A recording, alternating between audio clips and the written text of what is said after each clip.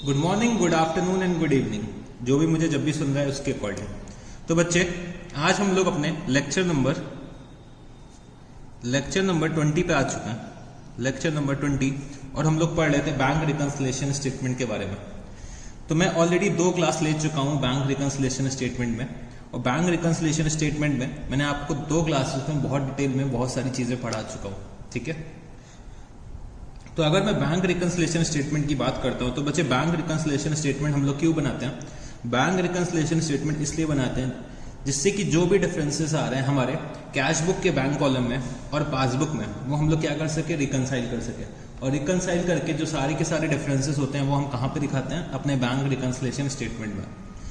जो हमारा bank reconciliation statement होता है वो बच्चे हम ऑन अ पर्टिकुलर डेट बनाते हैं। मतलब बैंक रिकंसिलिएशन जो हम लोग बैंक अकाउंट्स को रिकंसाइल करते हैं वो एक पर्टिकुलर डेट पे करते हैं। बैंक रिकंसिलिएशन स्टेटमेंट मेरा एक स्टेटमेंट होता है, वो बच्चे किसी भी तरीके का अकाउंट नहीं होता है। फिर कुछ डिफरेंसेस आने की रीजंस क्या होते थे? एक तो होता था टाइमिंग डिफरेंस। तो टाइमिंग डिफरेंसेस के लिए मैंने आपको 2 ट्रांजैक्शंस बताए थे, check issued but not presented for payment, check deposited but not collected. तो ये मेरे क्या आते हैं? टाइमिंग डिफरेंसेस होते हैं। और बच्चे बाकी जो ट्रांजैक्शंस मैंने आपको बताए थे वो मेरे क्या होते हैं? एरर ऑफ रिकॉर्डिंग होता है।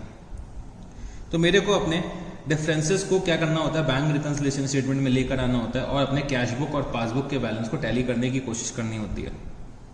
फिर मैंने आपको बताया था कि debit balance as per cash book हमारा क्या होता है? Credit balance as per passbook. इसके पीछे हमने एक बहुत अच्छे से एक एग्जांपल लेके समझने की कोशिश करी थी, बैक वर्किंग दोनों की, बैंक की भी समझने की कोशिश करी थी और हमें अपनी भी, जो हम अपने बुक्स में करते हैं वो भी समझने की कोशिश करी थी।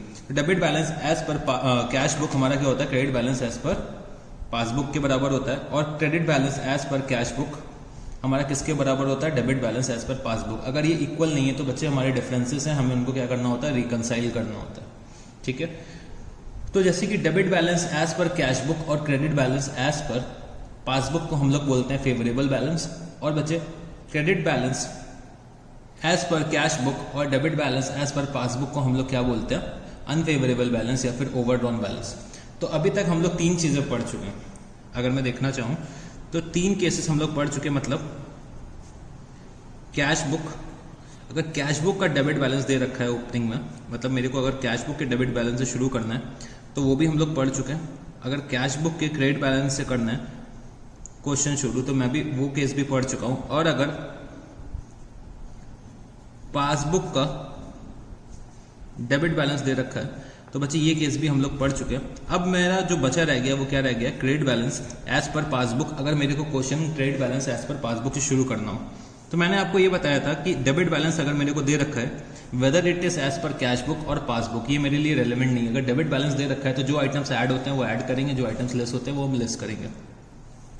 और क्रेडिट बैलेंस के केस में मैंने आपको बताया था कि जो आइटम्स हम लोग ऐड करते थे डेबिट बैलेंस के केस में वो बच्चे हम लेस करेंगे, और जो आइटम्स हम लेस करते थे डेबिट बैलेंस के केस में वो बच्चे ऐड करेंगे। ये हम लोगों ने लास्ट क्लासेस में पढ़ रखा है। इसको मैंने आपको एक फॉर्मूले के थ्रू समझाने की भी कोशिश करी थी, a plus B minus C is equal to D.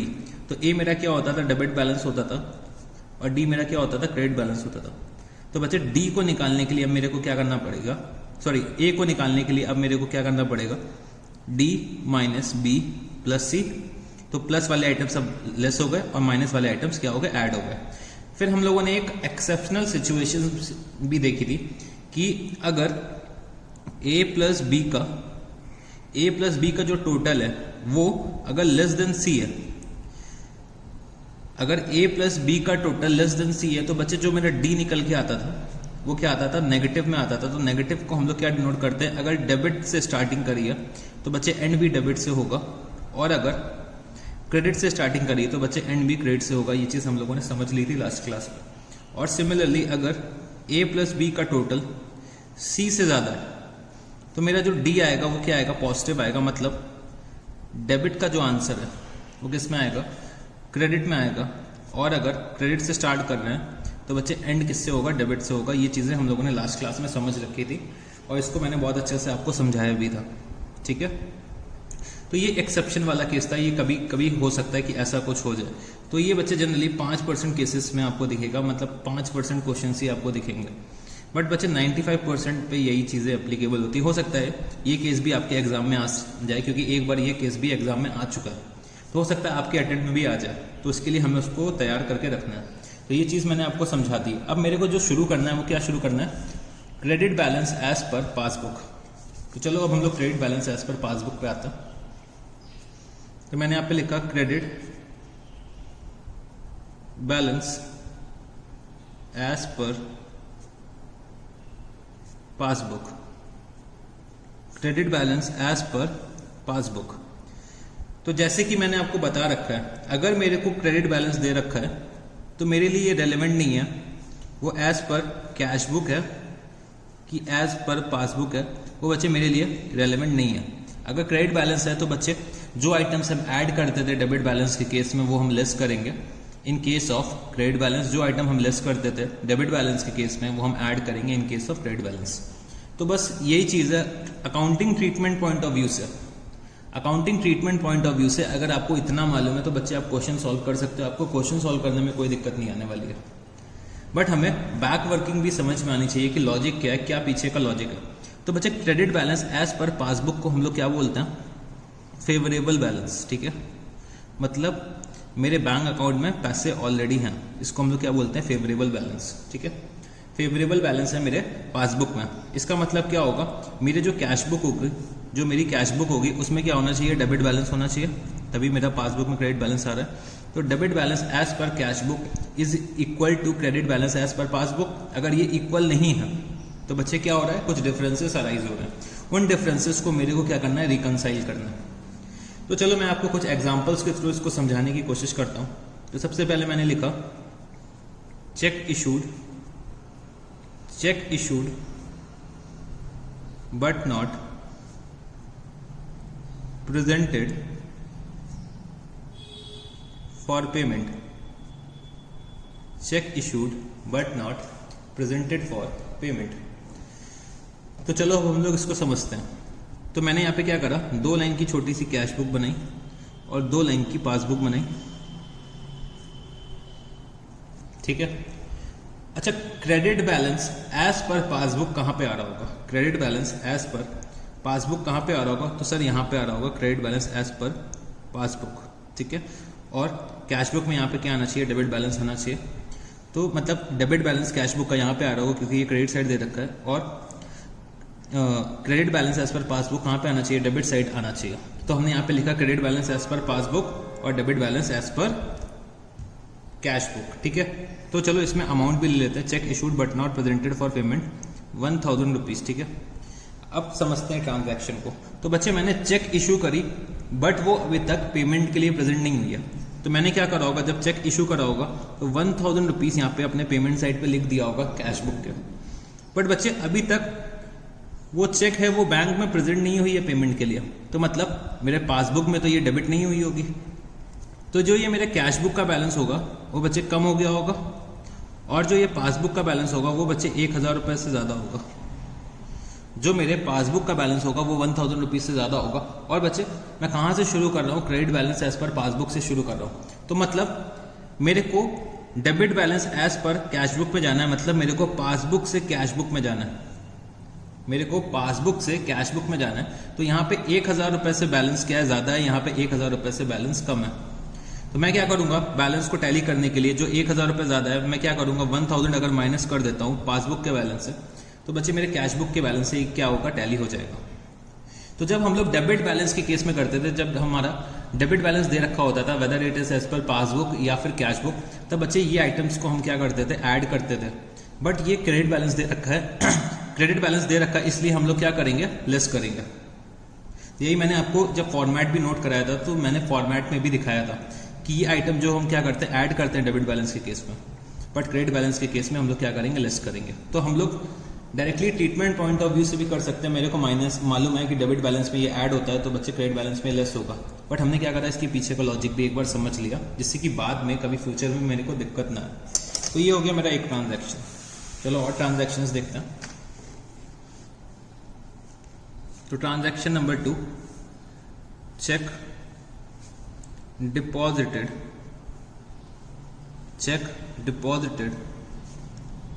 But not collected ₹5000। Check deposited but not collected ₹5000। तो बच्चे मैंने यहाँ पे कैश बुक बनाई, मैंने यहाँ पे पासबुक बनाई, ठीक है। यहाँ पे क्रेडिट, यहाँ पे क्या आ रहा होगा, डेबिट बैलेंस आ रहा होगा, और यहाँ पे क्रेडिट बैलेंस आ रहा होगा पासबुक का, ठीक है। मैंने चेक डिपॉजिट करी बच्चे 5000 रुपए की, तो मैंने कैश बुक में 5000 रुपीज से यहाँ पे एंट्री कर ली होगी, ठीक है। बट बच्चे अभी तक बैंक ने कलेक्ट नहीं करी है, कुछ क्लियरिंग में दिक्कत आ गई होगी, क्योंकि क्लियरिंग में 2 से 3 दिन का टाइम लग जाता है। तो पासबुक में अभी तक ये चेक कलेक्ट होके नहीं आई है, तो जो ये मेरा कैश बुक का बैलेंस होगा वो 5000 रुपये से ज़्यादा होगा, और जो ये मेरा पासबुक का बैलेंस होगा वो बच्चे 5000 रुपये से कम होगा। मेरे को कहाँ पे जाना है, पासबुक से कैश बुक में जाना है, मेरे को पासबुक से कैश बुक में जाना है। तो बच्चे मेरे को टैली करने के लिए क्या करना पड़ेगा, 5000 रुपीज़ अपने पासबुक के बैलेंस में अगर ऐड कर देता हूँ तो मेरा कैश बुक के बैलेंस से टैली हो जाएगा। तो जब अगर आप मेरे फॉर्मेट को ओपन करके देखिएगा, जब डेबिट बैलेंस का मैंने आपको कराया था तो बच्चे ये आइटम मैंने आपको लेस कराया था, बट क्रेडिट बैलेंस के केस में क्या हो रहा है, ऐड हो रहा है, मतलब हम लोग बिल्कुल सही कर रहे हैं। तो ये क्या हो जाएगा, 5000 रुपीज़ मैं ऐड कर देता हूँ पासबुक के बैलेंस में, तो बच्चे मेरा पासबुक और कैश बुक का बैलेंस क्या होगा, टैली हो जाएगा। तो चलो इसके बाद एक और ट्रांजैक्शन देखते हैं, direct payments by bank, direct payments by bank ₹2000। तो चलो इसको भी समझते हैं। तो मैंने यहाँ पे क्या करा, 2 लाइन की कैश बुक बनाई, और बच्चे 2 लाइन की पासबुक बनाता हूँ मैं। तो कैश बुक हो गई, ये क्या हो गई, मेरी पासबुक, ठीक है। यहाँ पे मेरा डेबिट बैलेंस आ रहा होगा बच्चे, यहाँ पे credit balance as per passbook आ रहा होगा, ठीक है। बैंक ने मेरे इंस्ट्रक्शंस के अकॉर्डिंग 2000 रुपये का पेमेंट कर दिया, तो बैंक ने मेरे अकाउंट को 2000 रुपये से डेबिट करा होगा, ठीक है। बट बच्चे अभी तक इसकी एंट्री मैंने कैश बुक में नहीं कर रखी है, तो ये जो मेरा पासबुक के अकॉर्डिंग क्रेडिट बैलेंस आ रहा होगा वो बच्चे 2000 रुपये से कम हो गया होगा, क्योंकि मैंने 2000 रुपये की पेमेंट करी है। बट कैश बुक में अभी तक मैंने इस ट्रांजैक्शन को रिकॉर्ड नहीं करा है, तो बच्चे यहाँ का बैलेंस 2000 रुपये से ज़्यादा होगा। मेरे को पासबुक से कैश बुक में जाना है, तो बच्चे मैं क्या करूँगा, पासबुक के बैलेंस को टैली कराना है कैश बुक से, तो बच्चे मैं 2000 रुपये अगर ऐड कर देता हूँ, मैं अगर 2000 रुपये ये ऐड कर देता हूँ, तो बच्चे मेरे पासबुक और कैश बुक दोनों का बैलेंस क्या हो जाएगा, टैली हो जाएगा। ये तो मेरा हो गया 3rd नंबर का ट्रांजैक्शन। इसके बाद मैं आता हूँ direct collection by bank, direct collection by bank ₹8000, ठीक है। चलो इसको भी समझ लेते हैं। यहाँ मैंने कैश बुक बनाई 2 लाइन की, यहाँ पे मैंने पासबुक बनाई 2 लाइन की, ठीक है। यहाँ पे मेरा क्या आ रहा होगा, डेबिट बैलेंस आ रहा होगा, और यहाँ पे क्रेडिट बैलेंस आ रहा होगा, ठीक है। अब बच्चे बैंक ने मेरे बिहाफ पे कुछ कलेक्शन करा है, हो सकता है वो इंटरेस्ट हो सकता है वो डिविडेंड हो, वो किसी भी तरीके का कलेक्शन करा है। तो बच्चे अगर बैंक ने मेरे बिहाफ पे पैसे कलेक्ट करें, तो मेरे अकाउंट को बैंक ने क्या करा, 8000 रुपीज़ से क्रेडिट कर दिया, ठीक है।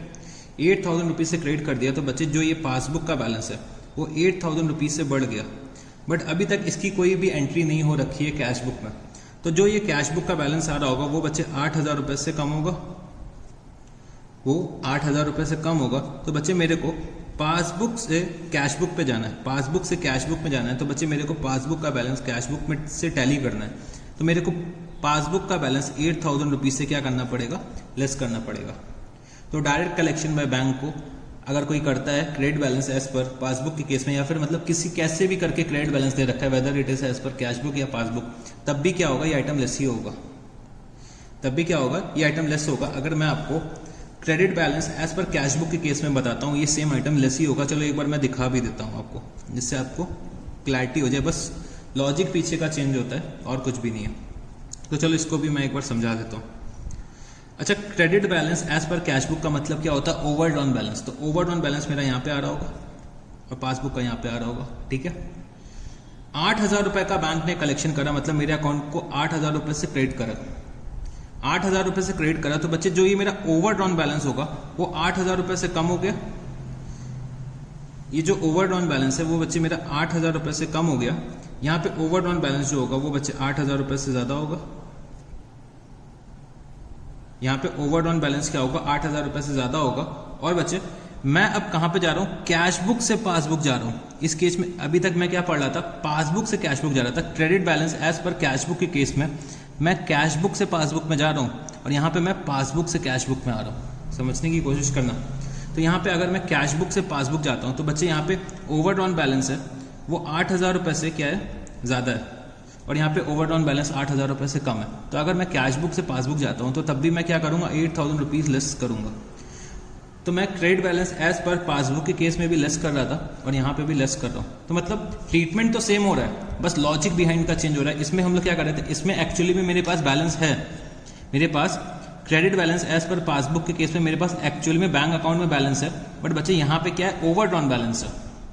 यहाँ पे क्या ओवरड्रॉन बैलेंस है और यहाँ पे मेरे पास एक्चुअली में बैंक अकाउंट में बैलेंस है, बस इतना डिफरेंस है।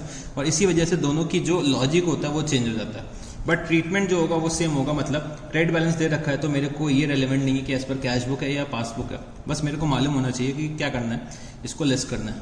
ठीक है, जो आइटम्स हम डेबिट के केस में ऐड करते थे वो लेस करेंगे। तो अगर मैं डेबिट बैलेंस की बात करूँ तो ये बच्चे आइटम ऐड करना पड़ेगा मेरे को। अगर उसको भी देखना चाहते हो तो चलो मैं एक बार उसको भी समझाता हूँ। तो मान लो ये मेरी क्या है, कैश बुक, ये मेरी क्या है, पासबुक। इसी ट्रांजैक्शन को हम लोग चारों तरीके से करने की कोशिश करते हैं, देखते हैं क्या आता है। ये मेरी कैश बुक है, ये मेरी क्या है, पासबुक है। ठीक है, अब मेरे को दे रखा है debit balance as per cash book. तो debit balance as per cash book मेरा कहाँ पे आ रहा होगा, यहाँ पे आ रहा होगा। Credit balance as per passbook यहाँ पे आ रहा होगा। ठीक है, तो मेरे को debit balance as per cash book दे रखा है। ठीक है, 8,000 रुपये बैंक में आए, ठीक, 8,000 बैंक में रिसीव करे बैंक ने। तो जो ये मेरा बैलेंस होगा वो बच्चे 8,000 रुपये से बढ़ गया, ये वाला बैलेंस होगा वो बच्चे मेरा 8,000 रुपये से कम होगा। तो मैं कहाँ पे जा रहा हूँ, कैश बुक से पासबुक पे जा रहा हूँ। तो कैश बुक का बैलेंस 8,000 रुपये से कम है, कैश बुक का बैलेंस 8,000 रुपये से कम है और पासबुक का बैलेंस 8,000 रुपये से ज़्यादा है। तो मेरे को कैश बुक को टैली करना है पासबुक से, तो बच्चे मैं ये 8,000 रुपये ये ऐड करूँगा। ठीक है, तो डेबिट बैलेंस के केस में मैंने ऐड करा है, क्रेडिट बैलेंस के केस में मैंने क्या करा है, लेस करा है। तो चलो आखिरी वाला भी देख लेते हैं, छोटा सा यहाँ पे एक और। आप लोग क्या करिए, एक छोटी सी यहाँ पे इसी यहीं पे बना लीजिए, सेम पेज पे रखिए। मैं चौथे पॉइंट में आपको दिखाना चाहता हूँ, ये मेरी क्या है, कैश बुक, ये मेरी क्या है, पासबुक। ठीक है, अब की बार क्या दे रखा है मेरे को, debit balance as per passbook. Debit balance as per passbook का मतलब क्या होता है, ओवरड्रॉन बैलेंस। ओवरड्रॉन बैलेंस मतलब ओवरड्रॉन बैलेंस यहाँ पे आ रहा होगा पासबुक का, कैश बुक का ओवरड्रॉन बैलेंस यहाँ पे आ रहा होगा। ठीक है, तो बच्चे 8,000 रुपीज बैंक ने क्या करा, कलेक्ट करा। तो यहाँ पे जो मेरा ओवरड्रॉन बैलेंस होगा वो बच्चे 8,000 रुपीज से कम हो गया। यहाँ पे ओवरड्रॉन बैलेंस क्या होगा, मेरा 8,000 रुपीज से ज्यादा है। तो मेरे को पासबुक से किस पे जाना है, कैश बुक पे जाना है। मेरे को पासबुक से कैश बुक में जाना है। तो यहाँ पे मेरा 8,000 रुपये से ओवरड्रॉन बैलेंस का, मैं यहाँ पे 8,000 रुपये से ओवरड्रॉन बैलेंस ज्यादा है। तो मेरे को पासबुक से अगर कैश बुक को टैली करना है तो मैं क्या करूँगा, प्लस कर दूंगा 8,000 रुपीज। तो बच्चे हमने ये एक ही ट्रांजैक्शन में चारों चीज देखने की कोशिश करी कि डेबिट बैलेंस के केस में जो आइटम्स ऐड हो रहे हैं वो बच्चे क्रेडिट बैलेंस के केस में वो आइटम्स लेस हो रहे हैं। तो इससे आपका कॉन्सेप्ट होगा वो और क्लियर हो गया होगा, आपका कॉन्सेप्ट मेरे ख्याल से और क्लियर हो गया होगा ये वर्किंग देख के। तो बच्चे बस लॉजिक चेंज हो रहा है, लॉजिक चेंज है और कुछ भी फर्क नहीं है। हम लोगों को ये देखना है कि हम लोग कैश बुक से पासबुक जा रहे हैं कि पासबुक से कैश बुक जा रहा है। ठीक है, बस ये ट्रेस करना है। और हमें फेवरेबल बैलेंस दे रखा है कि अनफेवरेबल बैलेंस दे रखा है। तो सबसे पहले मेरे को क्या आइडेंटिफाई करना है कि मेरा जो बैलेंस है वो फेवरेबल है कि अनफेवरेबल है।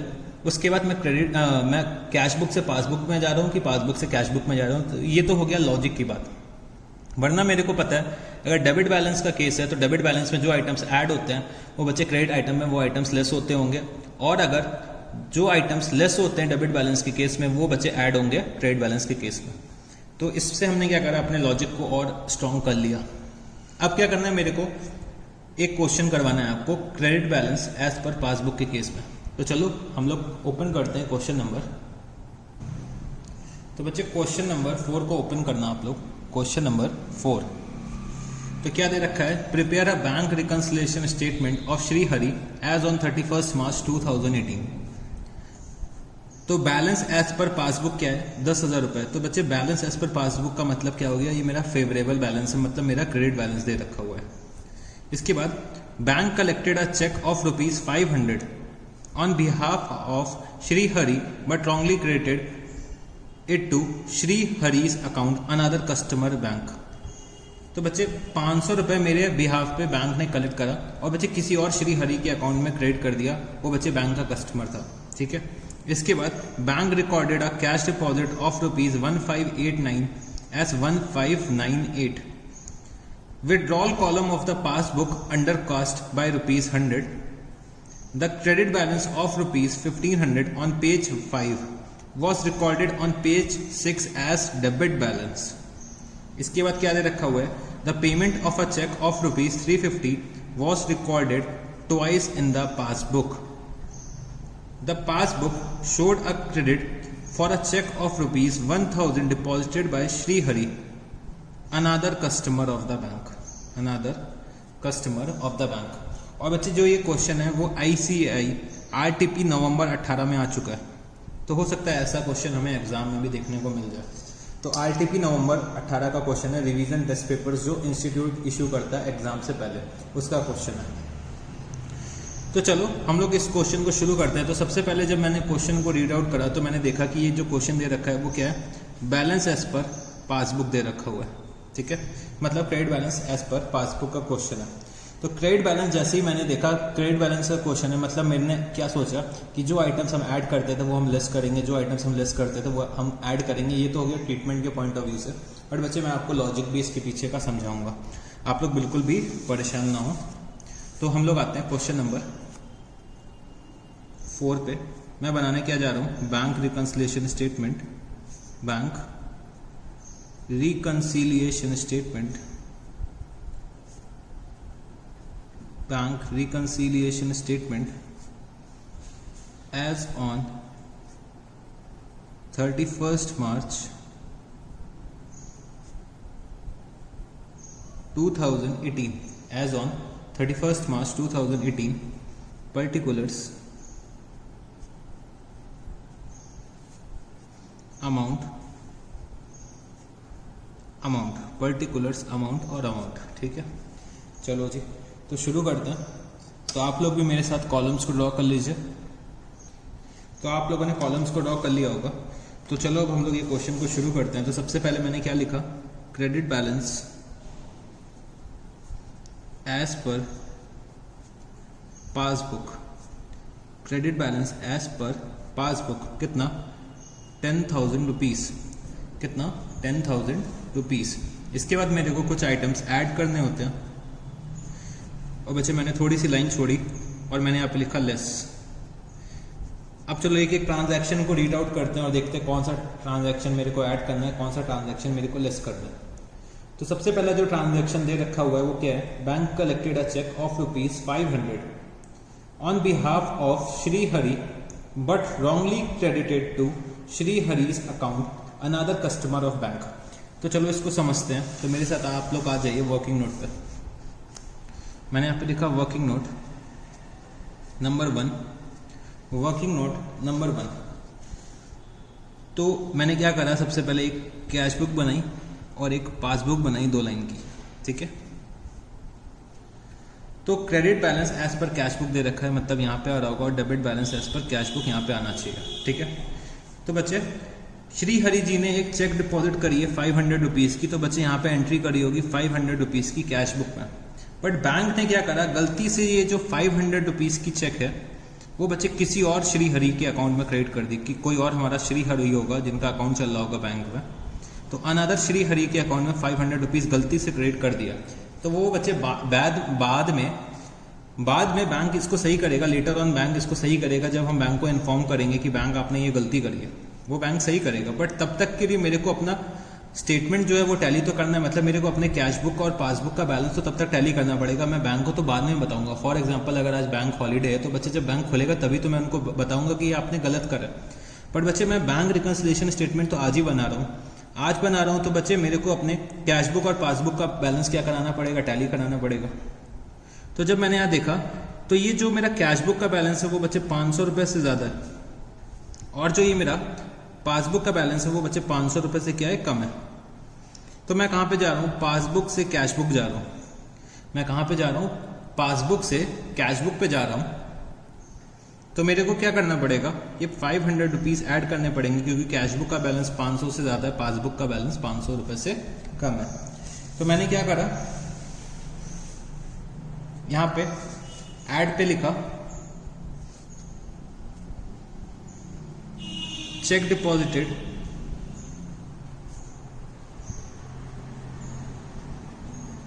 बट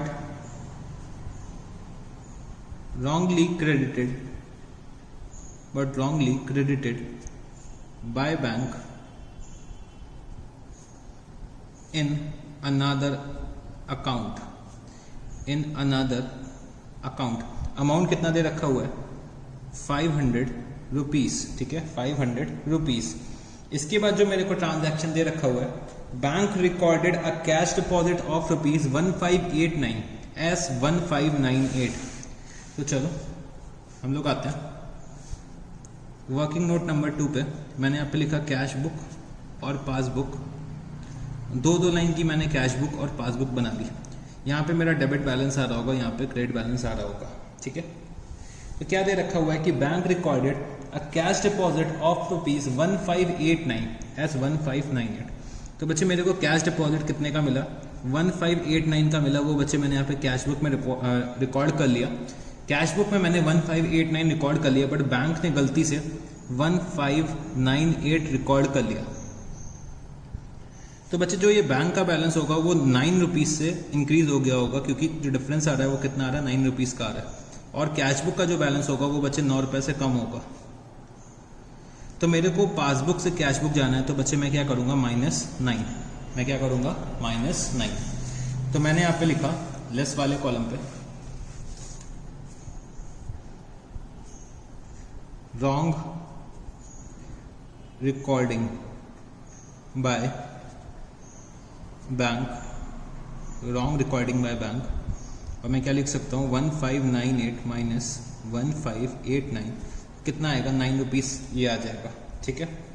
फिर मेरे को जो नेक्स्ट ट्रांजैक्शन दे रखा हुआ है withdrawal column of passbook undercast by rupees 100, undercast by rupees 100। तो चलो एक बार फिर से इसको समझ लेते हैं ट्रांजैक्शन नंबर 3 को। तो कैश बुक और ये क्या है पासबुक, दो लाइन की ड्रॉ कर ली। कैश बुक और पासबुक के ये बैलेंसेस आ रहे होंगे, ठीक है। यहाँ पे कैश बुक का बैलेंस आ रहा होगा, यहाँ पे पासबुक का बैलेंस आ रहा होगा। फिर क्या दे रखा हुआ है कि withdrawal column of the passbook undercast by rupees 100। तो बच्चे विड्रॉल कॉलम पासबुक का कौन सा होता है, ये वाला होता है। तो जब ये वाले कॉलम की मैंने टोटलिंग करी तो बच्चे टोटल आना चाहिए था 10,000 का, बट गलती से मैंने 9900 रुपीज लिख दिया, मतलब 100 रुपए से मैंने कम लिखा है। तो जब यहाँ पे मैं 100 रुपए लिख दूंगा, जब यहाँ पे मैं अगर पेमेंट साइड पे 100 रुपए लिख देता हूँ, अगर मैं पेमेंट साइड पे 100 रुपए लिख देता हूँ तो मेरा बैलेंस क्या हो जाएगा, टैली हो जाएगा। बट अभी के लिए क्या है, मेरा जो ये पासबुक का बैलेंस क्या है वो ज़्यादा होगा 100 रुपए से, क्योंकि पेमेंट साइड का टोटल 100 रुपए से कम है। और कैश बुक का जो टोटल होगा वो बच्चे 100 रुपए से कम होगा। तो टैली करने के लिए हम लोग क्या करेंगे, हम लोग पासबुक से कैश बुक में जाएंगे और बच्चे 100 रुपीज़ क्या करेंगे, लेस कर देंगे, जिससे कि हमारा बैलेंस हो वो टैली हो जाए। मतलब अगर मैं 100 रुपए का पेमेंट लिख देता हूँ यहाँ पे पासबुक में, पासबुक से अगर मैं 100 रुपीज़ लेस कर देता हूँ तो बच्चे मेरा पासबुक और कैश बुक का टोटल जो है वो टैली हो जाएगा। तो मेरे को 100 रुपए का पेमेंट लिखना है, तो मैं क्या करूँगा, लेस पे जाऊँगा और मैंने यहाँ पे लिखा सेकेंड पॉइंट, ठीक है। Second point bank column, sorry withdrawal column, withdrawal column of passbook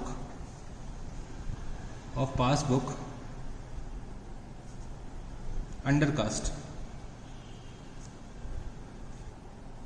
withdrawal column of passbook undercast कितना 100 रुपीज, कितना 100 rupees.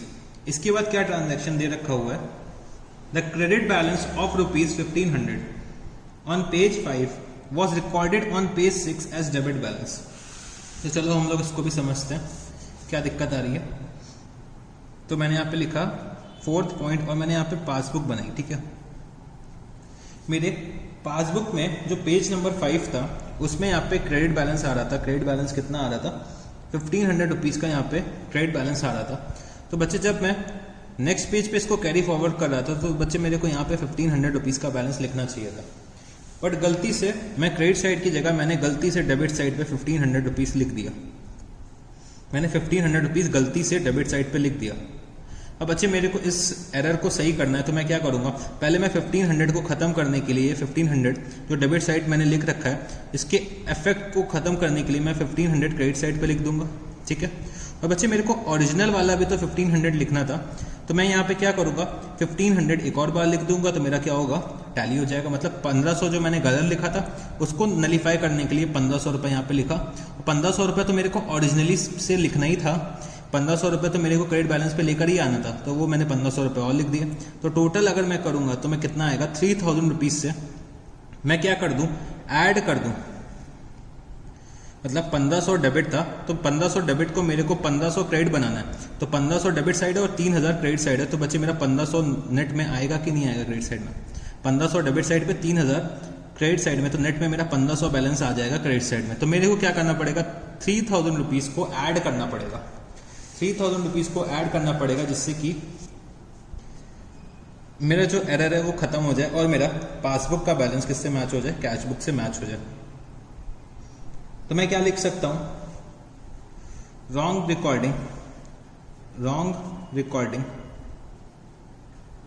Recording of credit balance as debit balance, कितना, 1500 इंटू 2, 3000 रुपीज़, 3000 रुपीज़। इसके बाद क्या दे रखा हुआ है, the payment of a cheque of ₹350 was recorded twice in the passbook. तो चलो इसको भी हम लोग समझ लेते हैं। तो जो ये मेरा ट्रांजैक्शन नंबर 5 होगा, तो समझने की कोशिश करते हैं। यहाँ पे मैंने पासबुक बनाई, यहाँ पे मेरा क्रेडिट बैलेंस आ रहा होगा। ठीक है, क्या दे रखा हुआ है, the payment of a cheque of ₹350 was recorded twice in the passbook. तो बच्चे मैंने क्या करा, एक कैश बुक भी चलो हम लोग बना लेते हैं। तो यहाँ पे मेरा कैश बुक का बैलेंस आ रहा होगा। तो एक चेक का पेमेंट करा मैंने 350 रुपीज़ का, तो यहाँ पे 350 रुपीज़ कैश बुक में लिखा, 350 रुपीज़ मैंने पासबुक में लिखा। बट बच्चे बैंक ने क्या करा, गलती से 2 बार 350 रुपीज़ लिख दिया, 2 बार मेरे अकाउंट से पेमेंट क्या करा, डेबिट कर ली। तो बच्चे ये बात मैं बैंक को बताऊंगा तो बैंक इस एरर को सही तो करेगा। बट बच्चे अभी के लिए मैं क्या कर रहा हूँ, रिकंसिलिएशन स्टेटमेंट बना रहा हूँ, तो मेरे को क्या करना पड़ेगा, अपने बैलेंसेस को टैली कराना है। तो जो 2 बार ये पेमेंट लिख गई है, तो बच्चे जो ये मेरा बैलेंस आ रहा होगा वो 350 रुपये से कम हो गया होगा, 350 रुपीज़ से कम होगा, और ये 350 रुपीज़ से ज़्यादा होगा। तो मेरे को पासबुक से कैश बुक जाना है, तो बच्चे मैं क्या करूँगा, 350 रुपीज़ ऐड कर दूंगा। अगर मैं 350 रुपीज़ ऐड कर देता हूँ तो मेरा पासबुक और कैश बुक का बैलेंस क्या होगा, टैली हो जाएगा। तो मैंने यहाँ पे लिखा point number 3, payment recorded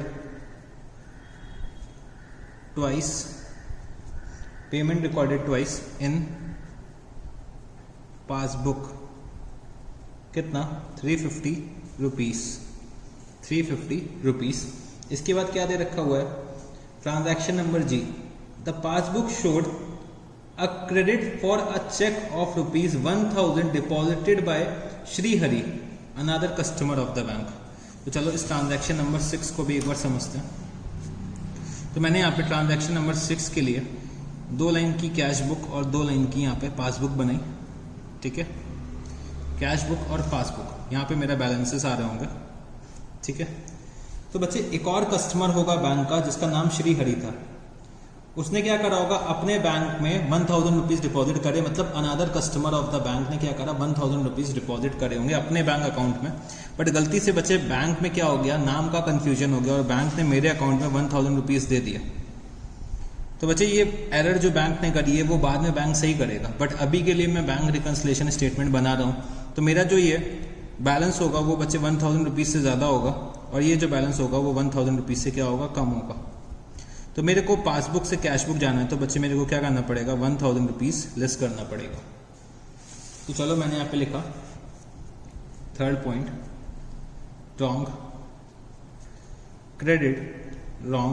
credit by bank, wrong credit by bank, कितना, 1000 रुपीज़। तो बच्चे यहाँ पे मैंने अपने सारे के सारे ट्रांजैक्शंस को ऐड या लेस के कॉलम में लिख लिया है, तो चलो अब टोटल करते हैं। तो ऐड का जो टोटल आएगा वो कितना आएगा 3850, और बच्चे जो लेस का टोटल आएगा वो कितना आएगा 1109। तो अगर मैं देखना चाहूँ तो a प्लस बी का जो टोटल है वो बच्चे c से ज़्यादा है, a प्लस बी का टोटल c से ज़्यादा है, मतलब क्रेडिट का आंसर किस में आना चाहिए, डेबिट में आना चाहिए। तो डेबिट बैलेंस एज पर, मुझे ऊपर क्या दे रखा है पासबुक, तो नीचे क्या आएगा कैश बुक। तो चलो कितना आना चाहिए 10,000 प्लस 3850 माइनस 1109। तो बच्चे जो debit balance as per cash book आना चाहिए वो कितना आना चाहिए 12741, 12741। तो यहाँ पे बच्चे हम लोगों ने क्वेश्चन नंबर 4 भी सॉल्व कर लिया। क्वेश्चन नंबर 4 किसका था, credit balance as per passbook का केस था, वो भी मैंने आपको बता दिया।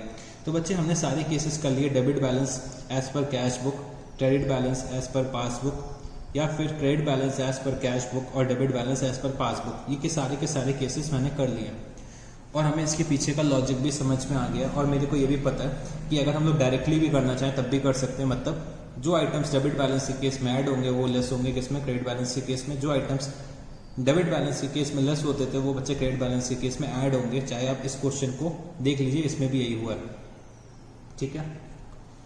तो अगर एक बार आप चाहना तो एक काम करना, बताएं एक काम क्या करना आप लोगों का, आप लोग इसी क्वेश्चन को दोबारा से करना, ठीक है, इसी क्वेश्चन को दोबारा से करना। और इस बार क्या करना, ये बैलेंस एज पर पासबुक जो दे रखा हुआ है 10,000 rupees, balance as per passbook दे रखा हुआ है, इसको भूल जाना कि ये ऐसा कुछ दे रखा है क्वेश्चन में, ठीक है। इसको ऐसे छुपा देना और यहाँ पे लिखना क्वेश्चन की जो स्टार्टिंग है वो यहाँ पे ऐसे लिखना। क्वेश्चन चेंज कर देते हैं हम लोग, balance as per cash book, balance as per cash book कितना दे रखा हुआ है 12741, ठीक है। इस लाइन को हाइड कर देना, मतलब इस लाइन को अभी थोड़ी देर के लिए डिलीट कर देना। और क्वेश्चन इस बार शुरू कहाँ से करना, balance as per cash book मेरे को क्वेश्चन में कितना दे रखा हुआ है 12741, मतलब डेबिट बैलेंस मेरे को एज पर कैश बुक दे रखा हुआ है। और इसके बाद ये सारे ट्रांजैक्शन का ट्रीटमेंट करना। तो देखना जो बच्चे यहाँ पे क्लोजिंग में जो आंसर आएगा वो 10,000 रुपये ही आएगा। एक बार इस तरीके से भी ट्राई करना, तो अप्रोच जो होगी वो आपको बहुत अच्छे से समझ में आएगी और डीप में समझ में आएगी कि क्या हो रहा है। एक बार इस तरीके से भी इस क्वेश्चन को सॉल्व करके देखना है, या फिर किसी और क्वेश्चन को सॉल्व करना, मतलब आंसर से जो मेरा आंसर निकल के आया वहां से क्वेश्चन स्टार्ट करना और सारे के सारे आइटम्स का ट्रीटमेंट करना। ये आप बाकी क्वेश्चंस में भी कर सकते हो, तब भी जो ओपनिंग जो बैलेंस दे रखा होगा वो सेम आएगा। तो चलो एक बार इसको ऐसे ट्राई करना, ठीक है। तो बच्चे अब मैं अपने नेक्स्ट टॉपिक पे आना चाहता हूँ, ठीक है, जो मेरा लास्ट टॉपिक रह गया है बैंक रिकंसिलिएशन स्टेटमेंट का। तो अभी तक हम लोग क्या करते थे, डायरेक्टली बैंक रिकंसिलिएशन स्टेटमेंट बना देते थे। तो अभी तक जो चीज़ें हम लोगों ने पढ़ रखी हैं वो बच्चे किस चीज़ से रिलेटेड Pढ़ रखी थी कि bank reconciliation statement without preparing the adjusted cash book. अब बच्चे हम लोग क्या पढ़ने जा रहे हैं, टॉपिक का क्या नाम है, bank reconciliation statement after preparing the adjusted cash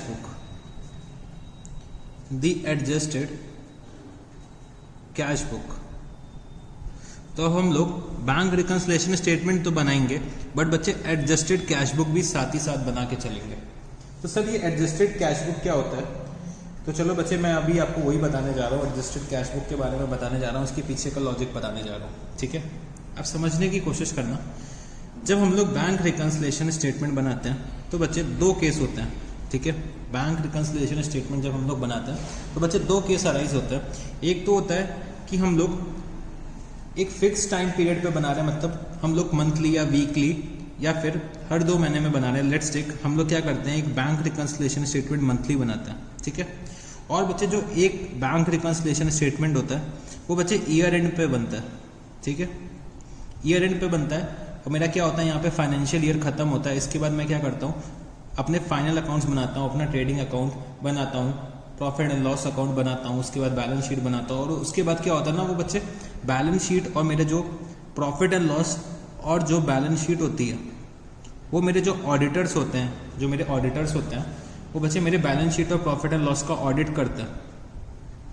तो जब वो ऑडिट करते हैं तो वो चेक करते हैं कि जो मेरे बैंक अकाउंट का बैलेंस है, बैंक अकाउंट का जो बैलेंस है मेरे बुक्स में, और बच्चे जो मेरे पासबुक में बैलेंस आ रहा है वो टैली कर रहा है कि नहीं कर रहा है। ठीक है, जो ये मेरे पासबुक में बैलेंस आ रहा है और ये जो मेरे बुक्स में बैलेंस आ रहा है वो बैंक अकाउंट का बैलेंस टैली कर रहा है कि नहीं कर रहा है। अगर नहीं कर रहा है तो बच्चे वो क्या करते हैं, कहते हैं कि डिफरेंसेस जो जिस वजह से भी आ रहा है वो लेकर आओ, वरना हम क्या करेंगे अपनी ऑडिट रिपोर्ट में लिख देंगे कि आपका बैंक अकाउंट टैलीड नहीं है। तो हमें क्या करना पड़ता है, बैंक रिकंसिलिएशन स्टेटमेंट बनाना पड़ता है। तो बैंक रिकंसिलिएशन स्टेटमेंट जब हम लोग ईयर एंड पे बनाते हैं तो बच्चे जितनी भी गलतियां हम लोगों ने कर रखी हैं, ठीक है, जितनी भी गलतियां कर रखी हैं, तो कुछ होती हैं टाइमिंग डिफरेंसेस वाली, और कुछ गलतियां जो मैंने कर रखी हैं किस वजह से कर रखी हैं, एरर ऑफ रिकॉर्डिंग की वजह से। एरर ऑफ रिकॉर्डिंग की वजह से जो भी मैंने दिक्कतें कर रखी हैं, मतलब जिस वजह से मेरा पासबुक का बैलेंस और कैश बुक का बैलेंस टैली नहीं हो रहा, तो बच्चे ये दो वजह थी। तो टाइमिंग डिफरेंसेस जो होते हैं वो बच्चे बैंक की वजह से होते हैं। तो जो बैंक की वजह से गलतियां हो रही हैं वो बच्चे हम लोग कहाँ पे लेकर जाते हैं, बीआरएस पे लेकर जाएंगे। ठीक है, एडजस्टेड कैश बुक के केस में जितनी भी एरर्स ऑफ रिकॉर्डिंग है, मतलब जो मैंने एरर्स ऑफ रिकॉर्डिंग कर रखी है, मतलब कैश बुक पे जो एरर्स ऑफ रिकॉर्डिंग कर रखी है वो बच्चे मेरे हाथ में ना, अगर हम लोग अपने कैश बुक को सही कर लें ईयर एंड में, तो बच्चे जो मेरे डिफरेंसेस होंगे वो कम होंगे। तो जितने भी एरर्स ऑफ रिकॉर्डिंग होते हैं, मतलब कि मैंने ट्रांजैक्शन कोई गलत रिकॉर्ड कर लिया कैश बुक में, या फिर कोई ट्रांजैक्शन जैसे बैंक ने मेरे अकाउंट में चार्जेस लगा लिए, तो बच्चे अगर मैं अपने कैश बुक में रिकॉर्ड कर लूंगा ईयर एंड में, तो जो डिफरेंस होगा वो खत्म हो जाएगा। तो हमें क्या करना है, वो सारे डिफरेंसेस जो हम लोग सही कर सकते हैं, जो हमारे कंट्रोल के अंदर है, जो हमारे एंटिटी के कंट्रोल के अंदर है, जो हमारे बिजनेस के कंट्रोल के अंदर है, तो उन सब ट्रांजैक्शंस को मेरे को क्या करना पड़ेगा, एक कैश बुक में पास करना पड़ेगा। तो उस कैश बुक का नाम हम लोग क्या रख देते हैं, एडजस्टेड कैश बुक। उस कैश बुक का क्या नाम रख देते हैं, एडजस्टेड कैश बुक।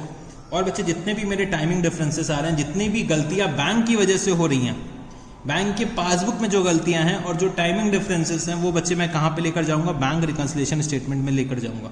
तो सबसे पहले मेरे को क्या करना पड़ेगा, जो भी बैलेंस दे रखा होगा कैश बुक का, जो भी बैलेंस कैश बुक का बैलेंस दे रखा होगा, उसमें पहले मेरे को क्या करना पड़ेगा, एडजस्टेड कैश बुक बनानी पड़ेगी। एडजस्टेड कैश बुक में अगर क्लोजिंग बैलेंस, मतलब ये आ रहा है डेबिट बैलेंस आ रहा है, क्लोजिंग बैलेंस अगर डेबिट बैलेंस आ रहा है तो बच्चे मैं ये डेबिट बैलेंस से क्वेश्चन शुरू करूंगा। अगर क्रेडिट बैलेंस आ रहा है तो बच्चे मैं यहाँ पे क्रेडिट बैलेंस से ये क्वेश्चन शुरू करूंगा। अगर डेबिट बैलेंस आ रहा है तो डेबिट बैलेंस से क्वेश्चन शुरू करूंगा, क्रेडिट बैलेंस आ रहा है तो क्रेडिट बैलेंस से क्वेश्चन शुरू करूंगा। तो मतलब पहले मेरे को क्या करना है, जितनी भी गलतियां मैंने कर रखी है जो मेरे कंट्रोल के अंदर है वो सही करूंगा मैं एडजस्टेड कैश बुक के थ्रू। जब एडजस्टेड कैश बुक बन के तैयार हो जाएगी तो जो भी उसका क्लोजिंग बैलेंस आएगा उस बैलेंस को लेकर मैं क्या करूंगा, बैंक रिकंसिलिएशन स्टेटमेंट बनाना शुरू करूंगा, यहाँ पे बीआरएस शुरू करूंगा। तो ये वाले बैलेंस से या फिर ये वाले बैलेंस से मैं क्या करूंगा, बीआरएस शुरू करूंगा। और यहाँ पे मैंने लिखा और यहाँ पे मैंने अपने टाइमिंग डिफरेंसेस लिखे, बैंक की गलतियां लिखी और यहाँ पे मेरा क्लोजिंग बैलेंस आ जाएगा। तो अब मेरे को क्या करना पड़ेगा, एक तो मेरे को सबसे पहले क्या करना पड़ेगा, एडजस्टेड कैश बुक बनानी पड़ेगी। एडजस्टेड कैश बुक मेरे को बनानी पड़ेगी और एडजस्टेड कैश बुक जब मेरी बन जाएगी उसके बाद ही मैं क्या बना सकता हूं, बैंक रिकंसिलिएशन स्टेटमेंट बना सकता हूं। तो पहले तो मेरे को क्या बनाना पड़ेगा, एडजस्टेड कैश बुक, फिर मैं क्या बना सकता हूं, बैंक रिकंसिलिएशन स्टेटमेंट बना सकता हूं। तो बच्चे ऑर्डर अगर मैं बोलूं तो यूं चलेगा, पहले एडजस्टेड कैश बुक फिर बैंक रिकंसिलिएशन स्टेटमेंट मेरे को बनाना पड़ेगा। तो एडजस्टेड कैश बुक में कौन कौन से ट्रांजैक्शंस आते हैं वो चलो एक बार मेरे साथ आप लोग लिख लो, जिससे कि आप लोग याद रहे। समझने के लिए तो बस इतना ही है कि जितनी गलतियां मैंने कर रखी हैं, जो भी गलतियां मेरे कंट्रोल के अंदर है वो मैं एडजस्टेड कैश बुक के थ्रू सही करूंगा। और जितनी भी गलतियां बैंक ने कर रखी हैं या फिर जो मेरे टाइमिंग डिफरेंसेस है वो कहां पे आएंगे, बैंक रिकंसिलिएशन स्टेटमेंट में आएंगे और मेरा क्या होगा, कैश बुक और पासबुक का बैलेंस टैली हो जाएगा। तो मैंने यहां पे लिखा following adjustments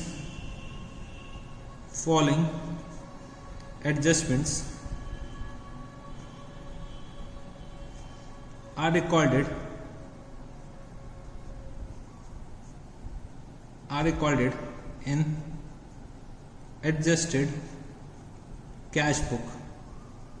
Following differences are recorded in adjusted cash book. तो पहले क्या हो गया, पहला मैंने लिखा है आपको, आप लोग लिखिए मेरे साथ, all the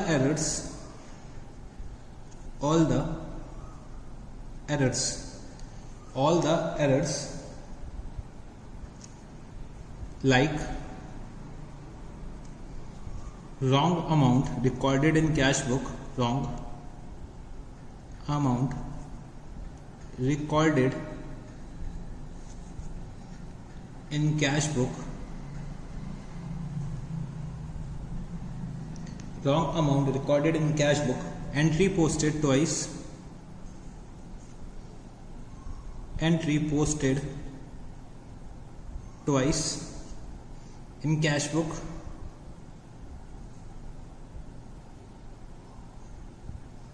comma over या under casting of cash book, over या under casting of cash book, ठीक है। And point number 2, omissions, omissions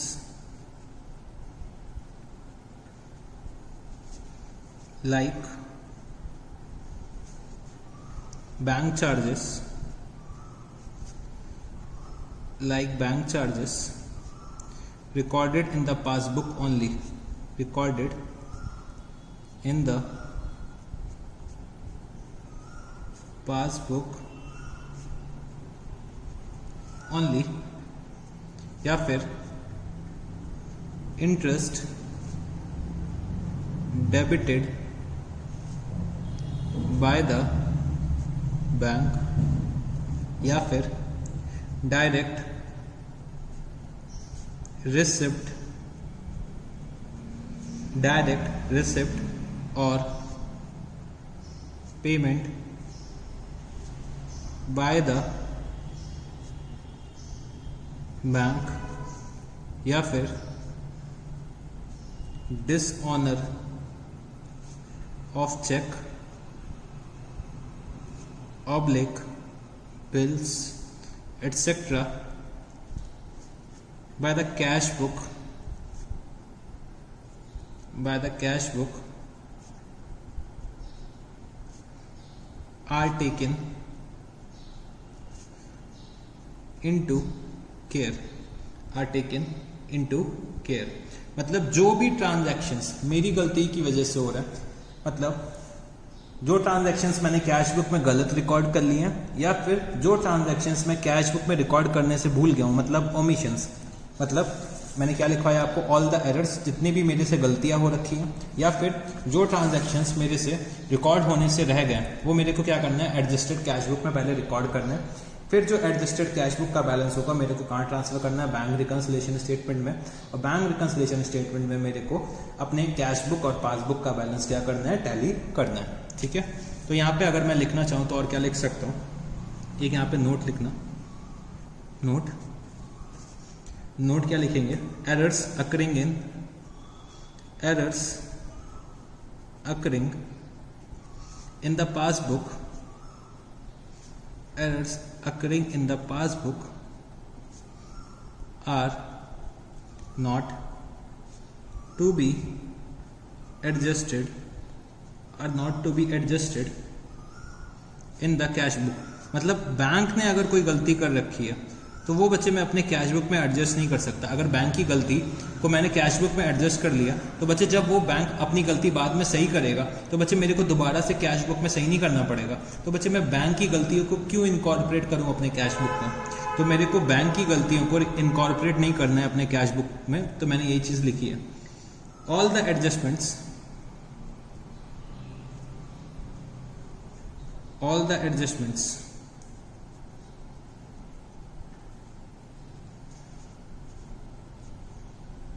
considered, all the adjustments considered in the adjusted cash book are not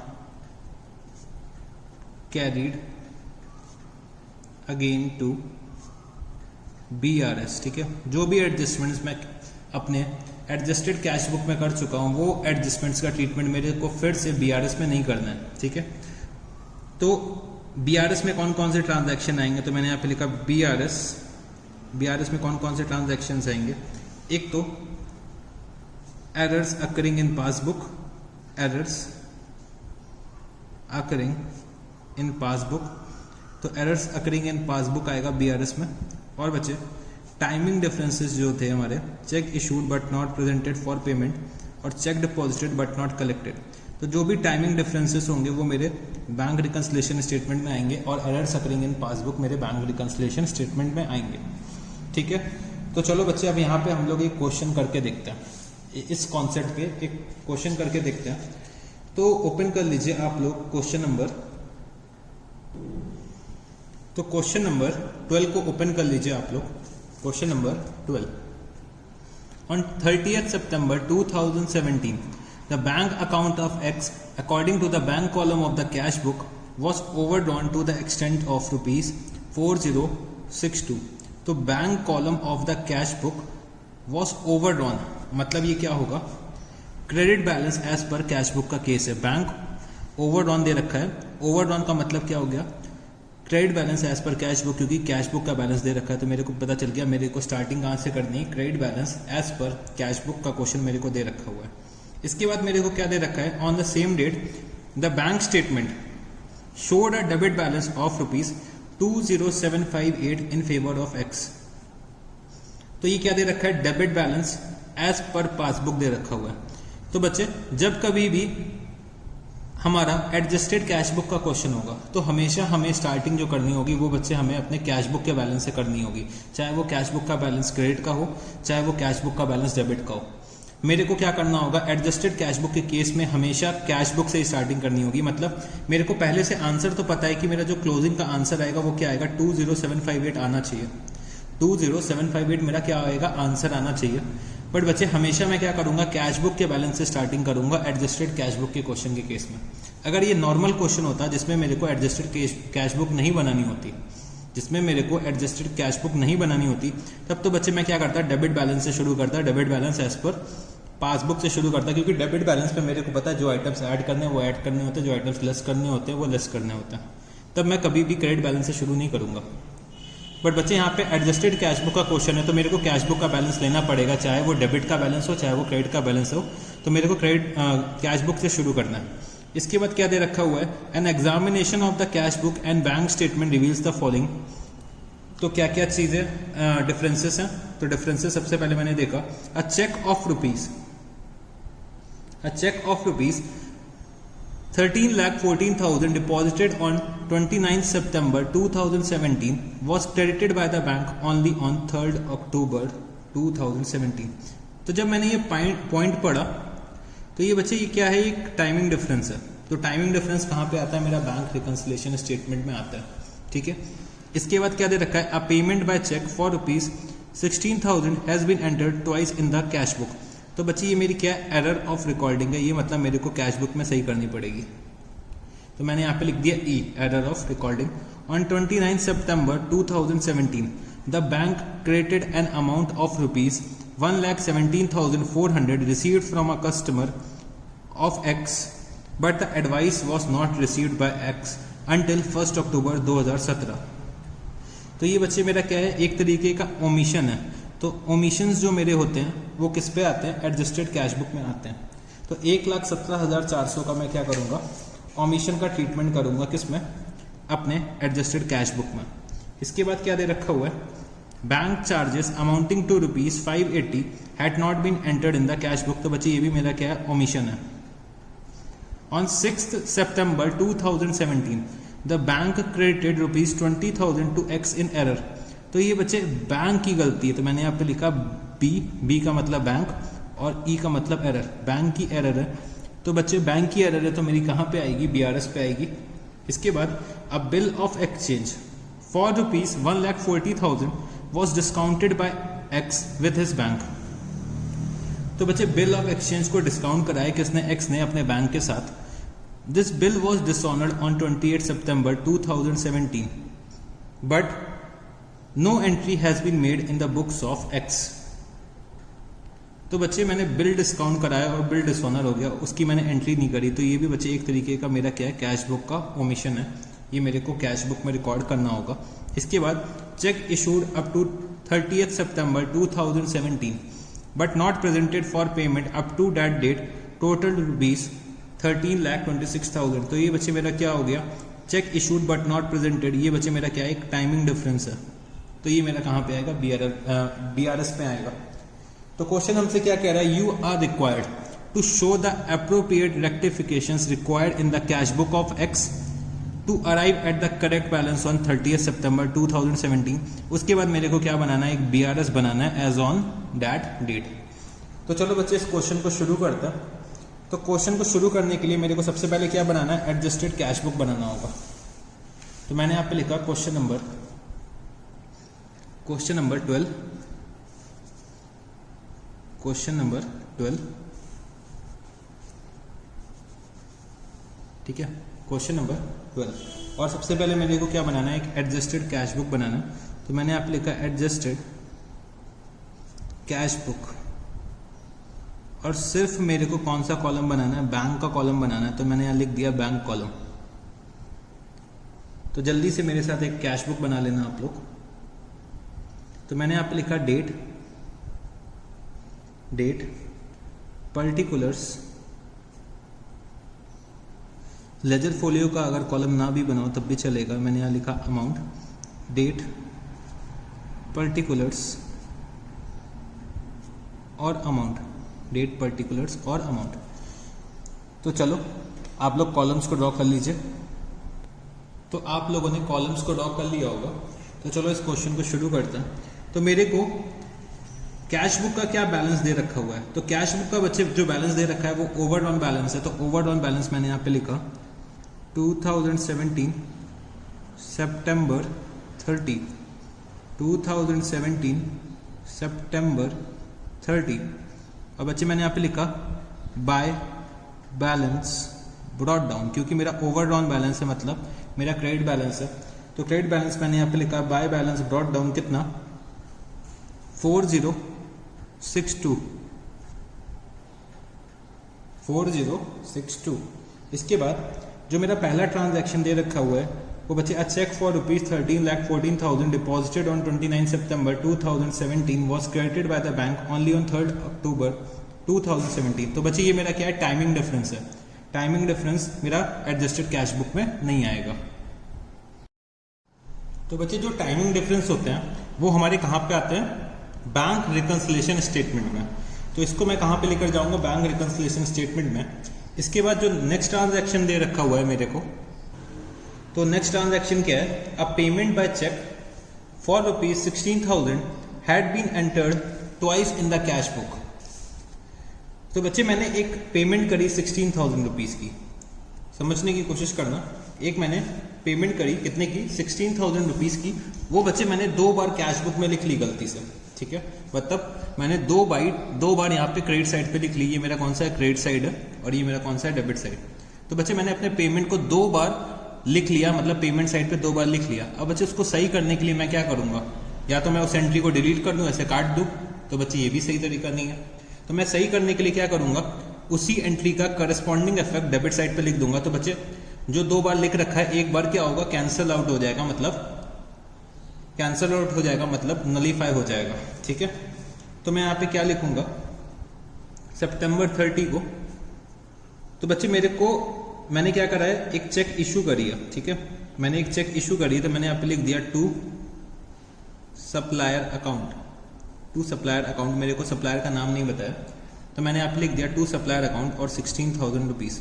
मैंने 2 बार 16,000 rupees यहाँ पे लिख दिया था।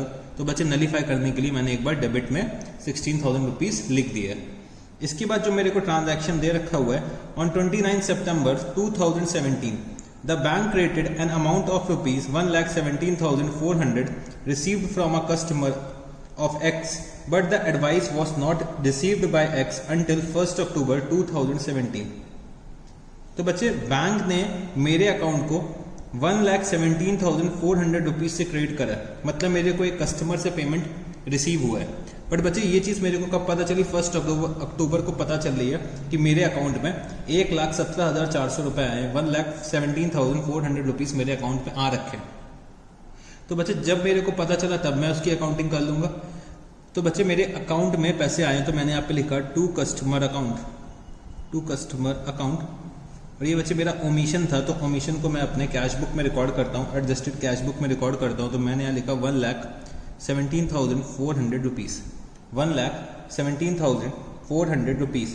फिर बच्चे दे रखा है कि bank charges amounting to ₹580 had not been entered in the cash book. तो बच्चे बैंक चार्जेस थे 580 रुपीज़ के, तो वो अभी तक मैंने अपने कैश बुक में रिकॉर्ड नहीं करे। तो बच्चे बैंक चार्जेस क्या हो रहा है, मेरे बैंक से पेमेंट हो रहा है, तो मैंने यहाँ लिखा by bank charges, by bank charges कितना 580 रुपीज़। फिर इसके बाद क्या है, on 6 September 2017 the bank credited ₹20,000 to X in error.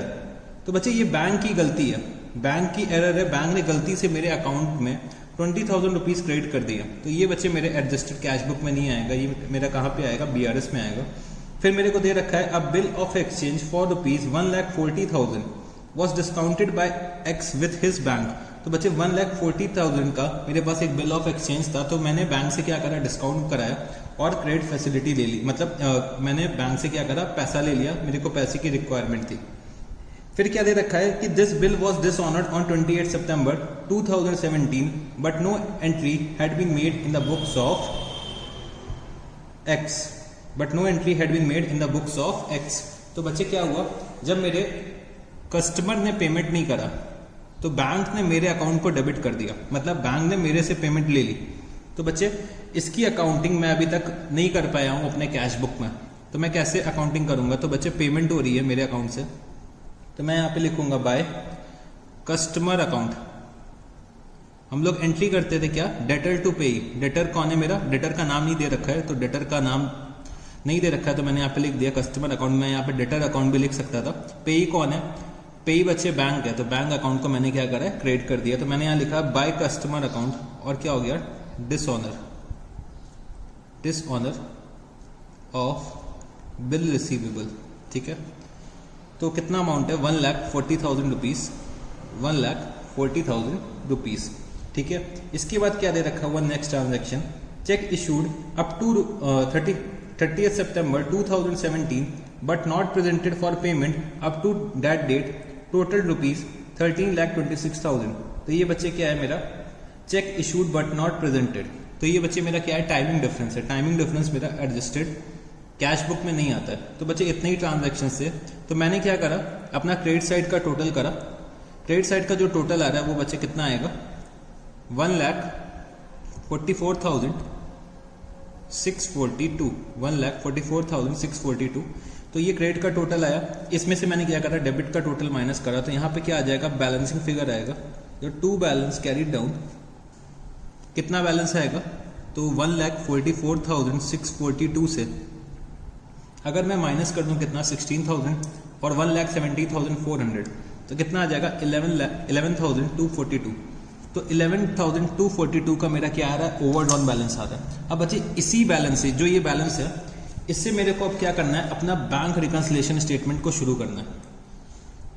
तो एडजस्टेड कैश बुक का जो बैलेंस होता है वो बच्चे हम लोग कहाँ पे लेकर जाएंगे, बैंक रिकंसिलिएशन स्टेटमेंट में लेकर जाते हैं, जो भी हम लोग ये बैलेंस निकाल के लाएंगे।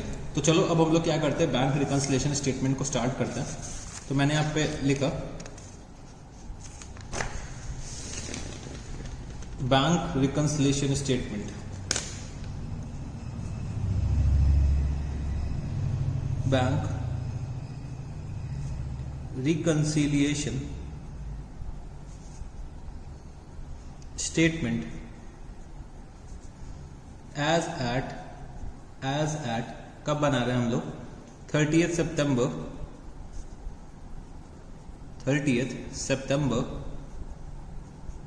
2017। ठीक है, मैंने यहाँ पे लिखा particulars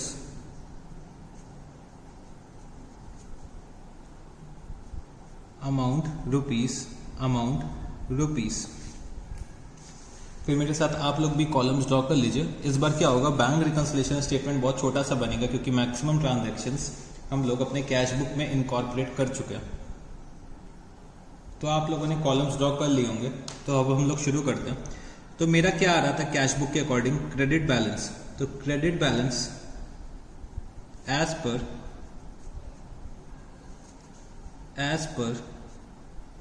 cash book, credit balance as per cash book कितना निकाला था मैंने 11242।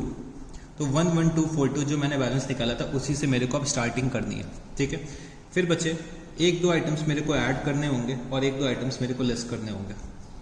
तो मैंने यहाँ पे लिखा ऐड और लेस, ठीक है। अब बच्चे मेरे को वो ट्रांजैक्शंस ढूंढने जो मेरे एडजस्टेड कैश बुक में नहीं आए, मतलब मेरे टाइमिंग डिफरेंसेस के ट्रांजैक्शंस, जो भी टाइमिंग डिफरेंस हो रखा है, और बच्चे जो भी बैंक ने गलतियां करी हैं, बैंक ने जो एरर करी हैं, वो मेरे यहाँ पे बैंक रिकंसिलिएशन स्टेटमेंट पे आ जाएंगी। तो मेरा जो सबसे पहला टाइमिंग डिफरेंस था वो क्या था, a cheque for rupees 13,14,000 deposited on 29 September 2017 was credited by the bank only on 3rd October 2017। तो बच्चे ये क्या है, cheque deposited but not collected, cheque deposited but not collected. तो बच्चे जब कभी भी डेबिट बैलेंस का केस होता था, डेबिट बैलेंस के केस में check deposited but not collected मैं क्या करता था, लेस करता था। बट बच्चे ये क्रेडिट बैलेंस का केस है तो मैं क्या करूंगा, इसको ऐड करूंगा। तो मैंने यहाँ लिखा चेक डिपॉजिटेड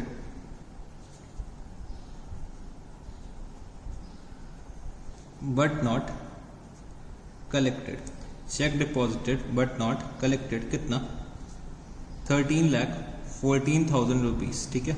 अगर लॉजिक की बात करूँ तो चलो मैं लॉजिक भी बता देता हूँ फिर से एक बार, इतनी बार मैं बता चुका हूँ। तो चलो ये कैश बुक है, ये मेरी क्या है, पासबुक है, ठीक है। 13,14,000 रुपीज़ की। तो पहले मैं क्या करता हूँ, एक छोटा सा काम करता हूँ, यहाँ पे ओवरड्रॉन बैलेंस आ रहा है, यहाँ पे ओवरड्रॉन बैलेंस आ रहा है। 13,14,000 रुपीज़ की चेक्स मैंने डिपॉजिट करी, तो मैंने यहाँ एंट्री करी होगी कैश बुक में 13,14,000 रुपीज़ से, बट बच्चे पासबुक में यहाँ पे आई नहीं, ठीक है। तो जो ये कैश बुक का ओवरड्रॉन बैलेंस होगा वो बच्चे 13,14,000 रुपीज़ से कम हो गया होगा, ठीक है। मैं कहाँ पे जा रहा हूँ, कैश बुक से पासबुक में जा रहा हूँ। तो बच्चे टैली करने के लिए मेरे को क्या करना पड़ेगा, ऐड करना पड़ेगा 13,14,000 रुपीज़, ठीक है। तो मैंने यहाँ पे क्या कर रखा है, ऐड कर रखा है। फिर मेरा जो नेक्स्ट ट्रांजैक्शन है वो क्या है, वो बच्चे मेरा बैंक से जो एरर हो रखी है वो है। तो on 6 September, point number E, on 6 September 2017 the bank credited rupees 20,000 to X in error. तो बच्चे बैंक ने गलती से मेरे अकाउंट में 20,000 रुपए क्या करे, क्रेडिट कर दिए। 20,000 रुपए क्रेडिट अगर बैंक ने मेरे को गलती से कर दिए, तो जो मेरा पासबुक में ओवरड्रॉन बैलेंस होगा वो बच्चे 20,000 रुपीज से कम हो जाएगा। वो क्या होगा, 20,000 रुपीज से पासबुक का ओवरड्रॉन बैलेंस कम हो जाएगा, बट बच्चे कैश बुक का जो ओवरड्रॉन बैलेंस होगा वो ज्यादा होगा। तो मेरे को कैश बुक से कहाँ जाना है, पासबुक जाना है। तो कैश बुक का ओवरड्रॉन बैलेंस ज्यादा है, पासबुक का ओवरड्रॉन बैलेंस कम है। तो मैं क्या करूंगा, लेस करूंगा। तो मैंने यहाँ पे लिखा रॉन्ग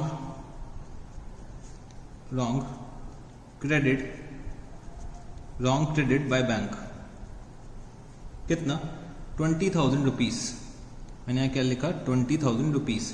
इसके बाद क्या दे रखा हुआ है, जो मेरा लास्ट नंबर का ट्रांजैक्शन है जी, cheque issued up to 30 September 2017 but not presented for payment up to that date, total rupees 13,26,000। तो बच्चे ये क्या, cheque issued but not presented. जब कभी भी मेरा डेबिट बैलेंस का केस था तो बच्चे हम लोग ऐड करते थे check issued but not presented, but बच्चे ये क्रेडिट बैलेंस का है तो मैं क्या करूंगा, लेस करूंगा।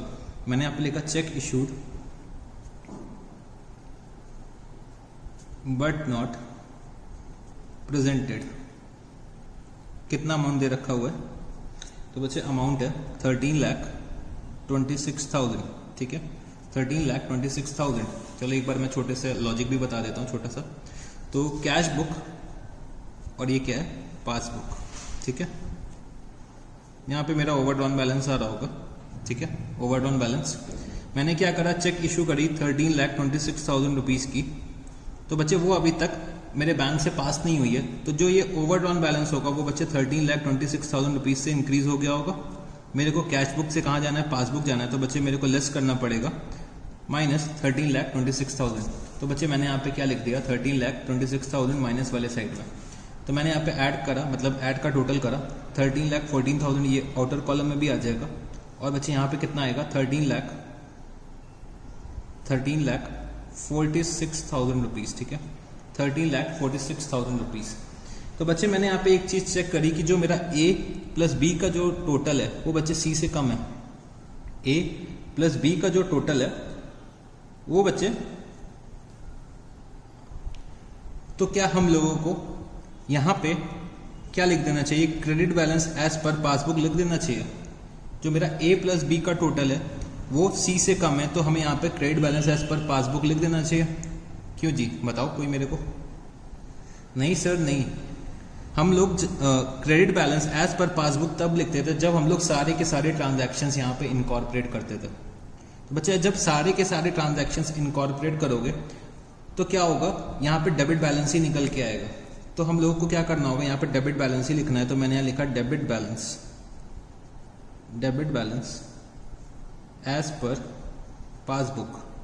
तो बच्चे जब कभी भी सारे के सारे ट्रांजैक्शन, जब मेरे को एडजस्टेड कैश बुक नहीं बनानी होती है, तब हम लोग वो वाला कॉन्सेप्ट फॉलो करते थे, ए प्लस बी का टोटल ज़्यादा होना चाहिए सी से। तो अभी क्या हो रहा है, मैं बहुत सारे ट्रांजैक्शंस कैश बुक के थ्रू एडजस्ट कर रहा हूँ, तो उस केस में मैं ये नहीं कर सकता हूँ कि ए प्लस बी का जो टोटल है वो कम आ रहा है तो मैं यहाँ पे क्रेडिट बैलेंस लिख दूँ। और मोर ओवर अगर मैं देखना चाहूँ, मैं अगर कंफर्म करना चाहूँ, तो बच्चे मेरे को ऑलरेडी आंसर दे रखा हुआ है, on the same date the bank statement showed a debit balance. तो मतलब क्रेडिट में तो आ ही नहीं सकता। ये एग्जाम में हमें कंफ्यूज नहीं होना है। अगर क्वेश्चन में पहले से आंसर दे रखा है, मेरे को यहाँ पे आंसर पहले से दे रखा है, तो मतलब क्या है, मेरा डेबिट बैलेंस में ही आंसर आना है। तो अगर मैं करता हूँ यहाँ पे इसको टोटल करता हूँ तो ये कितना आएगा, 13,25,242 माइनस 13,46,000। तो बच्चे जो ये बैलेंस आएगा वो 20758 आएगा। मतलब यही मेरा बैलेंस दे रखा था। अगर ये बैलेंस मैच हो जा रहा है तो मतलब मैंने जो क्वेश्चन करा है वो बिल्कुल सही कर रखा है। तो इन क्वेश्चंस में सबसे ज़्यादा एडवांटेज पता है क्या होता है, कि मेरे को आंसर पहले से ही पता है, तो इससे क्या होगा, मेरे गलती के जो चांसेस होंगे वो कम हो जाएंगे। ठीक है, तो यहाँ पे हम लोगों ने क्या करा, क्वेश्चन नंबर 12 को सॉल्व कर लिया। तो हम लोगों ने एडजस्टेड कैश बुक बनाई, एडजस्टेड कैश बुक के बाद हम लोगों ने क्या करा, एक BRS बनाया। ठीक है, आप लोग क्या करिएगा, इस क्वेश्चन नंबर 12 को डायरेक्टली ट्राई करिएगा without adjusted cash book. Without आप मतलब क्या करिएगा, directly you are required to prepare bank reconciliation statement. आप लोग इसमें कैश बुक मत प्रिपेयर करिएगा, एक बार डायरेक्टली ट्राई करके देखिएगा इस क्वेश्चन को। ठीक है, तो इस क्वेश्चन को आपको एक बार डायरेक्टली ट्राई करना है। उसके बाद मैं एक और क्वेश्चन कराना चाहता हूँ आपको एडजस्टेड कैश बुक का। तो बच्चे क्वेश्चन नंबर 13 पे आ जाओ आप लोग। क्वेश्चन नंबर 13, तो on 30th December 2017 the bank column of A dot Philip, इनका नाम है A dot Philip, cash book showed a debit balance of ₹4,610। On examination of the cash book and bank statement you find that checks amounting to ₹6,30,000 which were issued to trade payables and entered in the cash book before 30th December 2017 were not presented for payment until that date। तो ये बच्चे क्या दे रखा है मेरे को, check issued but not presented for payment. मतलब ये मेरा क्या है, टाइमिंग डिफरेंस है। ठीक है, फिर मेरे को जो बी पॉइंट दे रखा हुआ है, cheques amounting to ₹2,50,000 had been recorded in the cash book as having been paid into the bank on 30th December 2017 but were entered in the bank statement on 1st January 2018। तो बच्चे ये क्या है, cheque deposited but not collected. तो examiner ने हमें इतना लंबा चौड़ा लाइन लिख के दे दिया है कि हम लोग कंफ्यूज हो जाए एग्जाम में। पर बच्चे ये कुछ भी नहीं है, ये क्या है, cheque deposited but not collected है, और इन लोगों ने थोड़ा सा लैंग्वेज घुमा के दे दिया। तो ये भी मेरा क्या है, टाइमिंग डिफरेंस। इसके बाद क्या होगा, a cheque for ₹73,000 had been dishonoured prior to 30th December 2017 but no record of this fact appeared in the cash book. तो ये बच्चे मेरा क्या है, ओमिशन है। ठीक है, ये मेरा क्या है, ओमिशन है। तो मैंने यहाँ पे लिखा, ओ लिख दिया मैंने यहाँ पे। ठीक है, ओमिशन। इसके बाद a dividend of ₹3,80,000 paid direct to the bank had not been recorded in the cash book। तो बच्चे ये भी मेरा क्या है, ओमिशन है। इसके बाद दे रखा है bank interest and charges amounting to ₹4,200 had been charged in the bank statement but not entered in the cash book। तो बच्चे ये भी मेरा क्या है, ओमिशन है। उसके बाद no entry had been made in the cash book for a trade subscription for ₹10,000 paid wide bankers order in November 2017। तो बच्चे ये भी क्या है, मेरा एक ओमिशन है। ठीक है, ये भी मेरा क्या है, ओमिशन है। इसके बाद a cheque for ₹27,000 drawn by B Philip had been charged to A Philip bank account by mistake in December 2017। तो तो कितने रुपए की चेक है, 27,000 रुपीज़ की है। और बच्चे गलती से बैंक ने क्या करा है, मेरे अकाउंट में चार्ज कर दिया, बैंक ने गलती से मेरे अकाउंट में चार्ज कर दिया। तो ये बच्चे क्या हो गई, ये बैंक की एरर हो गई। ठीक है, बैंक की एरर कहाँ पे आती है, बैंक रिकंसिलिएशन स्टेटमेंट में आती है। तो चलो इस क्वेश्चन को सॉल्व करते हैं। तो सबसे पहले सॉल्व करने के लिए मेरे को क्या करना पड़ेगा, इसमें एडजस्टेड कैश बुक बनानी पड़ेगी। तो चलो एडजस्टेड कैश बुक बनाते हैं। Question number 13, adjusted cash book, adjusted cash book. मैंने यहां पे क्या लिखा, date, particulars, amount, date, particulars, amount, date, particulars, amount, date, particulars, amount. ठीक है, आप लोग मेरे साथ कॉलम्स ड्रॉ कर लीजिए। तो कॉलम्स आपने ड्रॉ कर लिए होंगे। ये मेरी कौन सी साइड है, डेबिट, और ये कौन सी मेरी क्रेडिट साइड है। ठीक है, और मैं जो सारे के सारे ट्रांजैक्शंस करने जा रहा हूँ, कब करने जा रहा हूँ, 2017 में, दिसंबर 30th, दिसंबर 30th। ठीक है, तो सबसे पहले मैंने देखा कि मेरा कैश बुक का बैलेंस क्या है। तो कैश बुक का जो बैलेंस था वो बच्चे डेबिट बैलेंस था। तो डेबिट बैलेंस मैंने यहाँ पे लिखा, to balance brought down, to balance brought down कितना, 4610, 4610। ठीक है, अब इसके बाद मैं क्या करता हूँ, एक एक ट्रांजैक्शन रीड आउट करता जाता हूँ। तो सबसे पहला जो ट्रांजैक्शन था वो बच्चे मेरा टाइमिंग डिफरेंस था, वो मैंने पहले लिख रखा है। वो क्या था कि cheques amounting to ₹6,30,000 which were issued to trade payables and entered in the cash book before 30th December 2017 were not presented for payment until that date। तो ये क्या है बच्चे, मेरा टाइमिंग डिफरेंस है। तो टाइमिंग डिफरेंस कहाँ पे आता है, बैंक रिकंसिलिएशन स्टेटमेंट में आता है। फिर इसके बाद जो ट्रांजैक्शन नंबर बी है वो भी बच्चे मेरा टाइमिंग डिफरेंस है। ट्रांजैक्शन क्या है, cheques amounting to ₹2,50,000 had been recorded in the cash book as having been paid into the bank but were entered in the bank statement on 1st January 2018। तो बच्चे ये मेरा क्या है, cheque deposited but not collected. तो ये भी मेरा क्या है, टाइमिंग डिफरेंस है। ठीक है, ये मेरा क्या है, टाइमिंग डिफरेंस है। तो ये भी मेरा एडजस्टेड कैश बुक में नहीं आएगा। इसके बाद जो ट्रांजैक्शन नंबर सी दे रखा हुआ है वो क्या है, a cheque for ₹73,000 had been dishonoured prior to 30th December 2017 but no record of this fact appeared in the cash book। तो बच्चे जो 73,000 रुपीज की चेक थी, जो 73,000 की चेक मेरे को कस्टमर से मिली, मैंने क्या करा, उस चेक को यहाँ पे रिकॉर्ड कर लिया होगा अपने एडजस्टेड कैश बुक में। जब मैंने इससे पहले जो मतलब इस बैलेंस में ऑलरेडी इंक्लूडेड है, वो मैंने क्या कर रखा होगा, ऑलरेडी डेबिट कर रखा होगा। बट वो चेक बच्चे गलती से डिसऑनर हो गई। डिसऑनर हो गई तो डिसऑनर का कोई भी रीजन हो सकता है मेरे कस्टमर के अकाउंट में पैसे ना हो सकता है साइन गलत हो, या फिर कोई और रीजन हो। तो चेक डिसऑनर हो गई है, तो बच्चे मेरे को पैसा नहीं मिला। तो मैं क्या एंट्री करता था, डेटर टू पे। डेटर कौन है, डेटर बच्चे मेरा कस्टमर है। डेटर कौन है, मेरा कस्टमर है। तो मैंने यहाँ पे लिखा बाय कस्टमर। और पेई कौन है, पेई बच्चे मैं खुद हूँ। और मैंने चेक कहाँ डिपॉजिट करी है, बैंक में करी है। तो बाय कस्टमर अकाउंट मैंने यहाँ पे लिखा।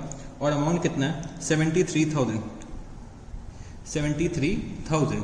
इसके बाद मेरे को जो नेक्स्ट ट्रांजैक्शन दे रखा हुआ है, a dividend of ₹3,80,000 paid direct to the bank had not been entered in the cash book.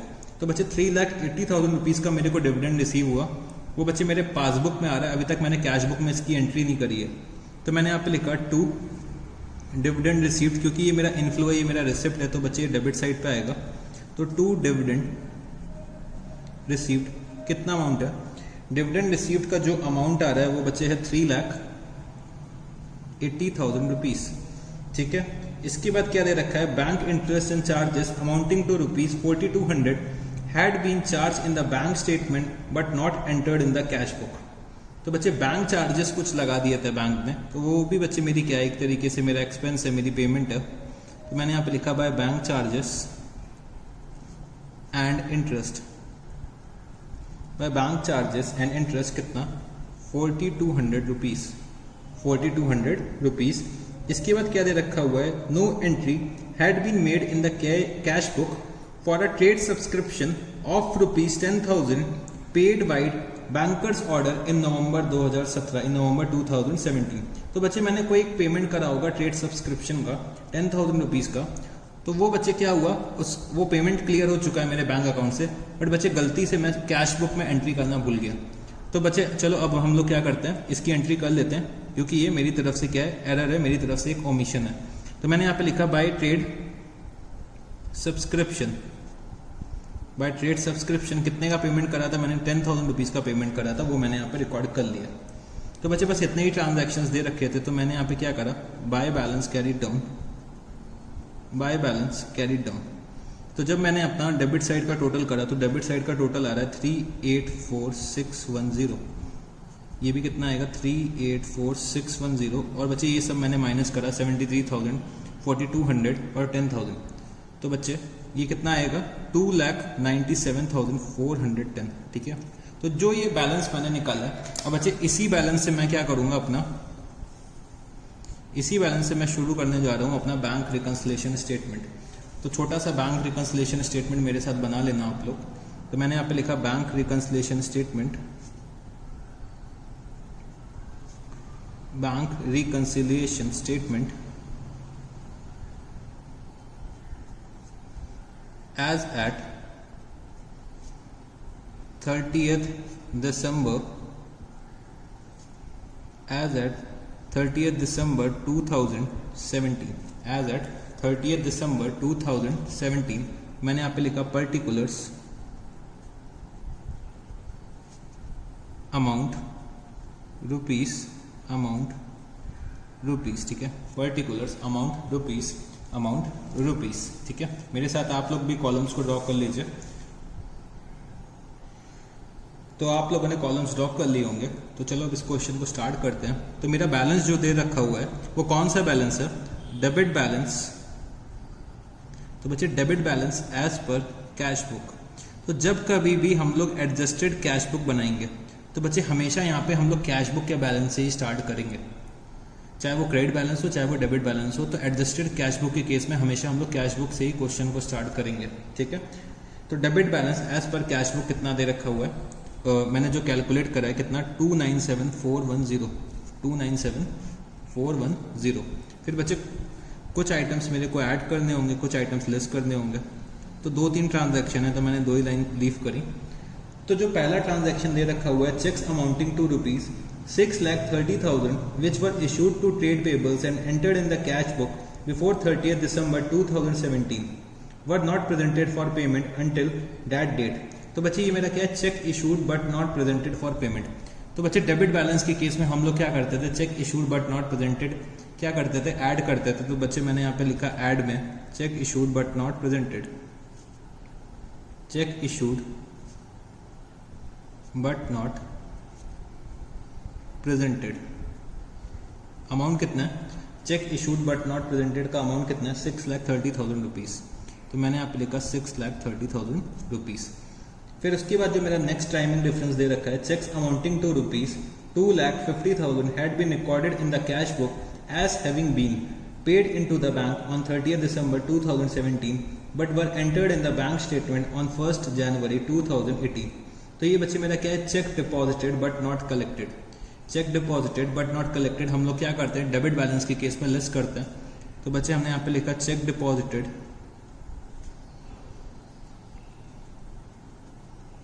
But not, check deposited but not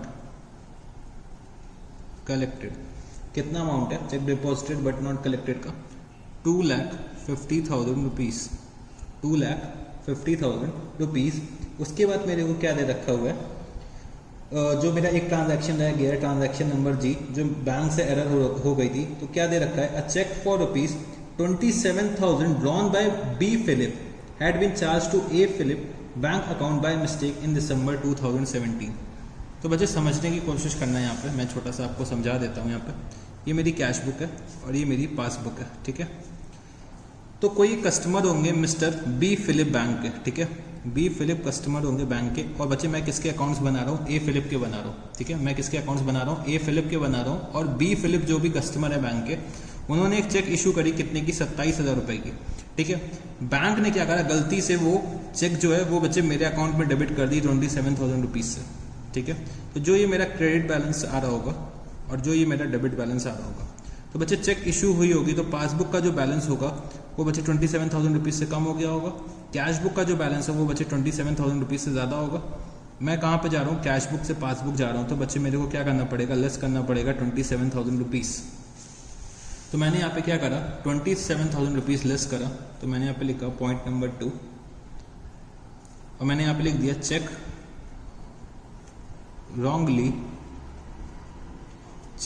wrongly charged, amount कितना है 27,000 रुपीज़।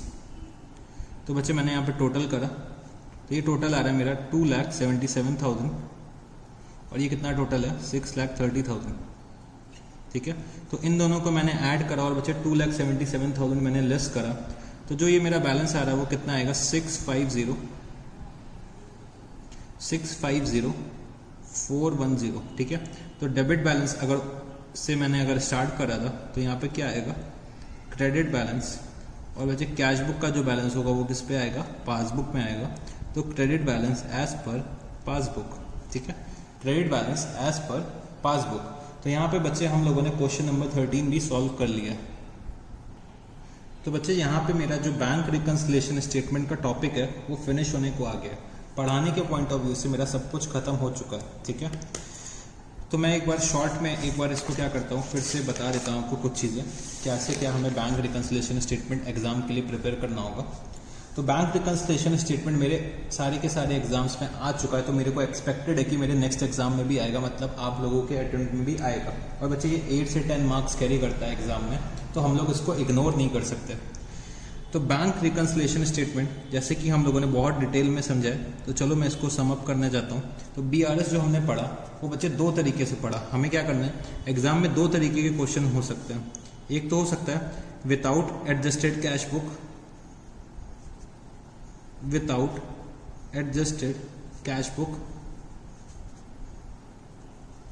और बच्चे विथ एडजस्टेड कैश बुक। तो दोनों में से किसी भी तरीके के क्वेश्चन आ सकते हैं एग्जाम में। विथ एडजस्टेड कैश बुक का भी आ चुका है एग्जाम में, और विदाउट एडजस्टेड कैश बुक का भी क्वेश्चन एग्जाम में आ चुका है। तो इसमें हमें क्या करना पड़ेगा, विथ एडजस्टेड कैश बुक में मेरे को एडजस्टेड कैश बुक बनानी पड़ेगी, पहले एडजस्टेड कैश बुक बनानी पड़ेगी। तो एडजस्टेड कैश बुक की अगर मैं बात करता हूँ, अगर मैं एडजस्टेड कैश बुक की बात करता हूँ, तो बच्चे एडजस्टेड कैश बुक में कौन कौन से ट्रांजैक्शंस आएंगे, जो बच्चे हम लोगों ने एरर्स कर रखी होंगी, जो हम लोगों ने ओमिशंस कर रखे होंगे,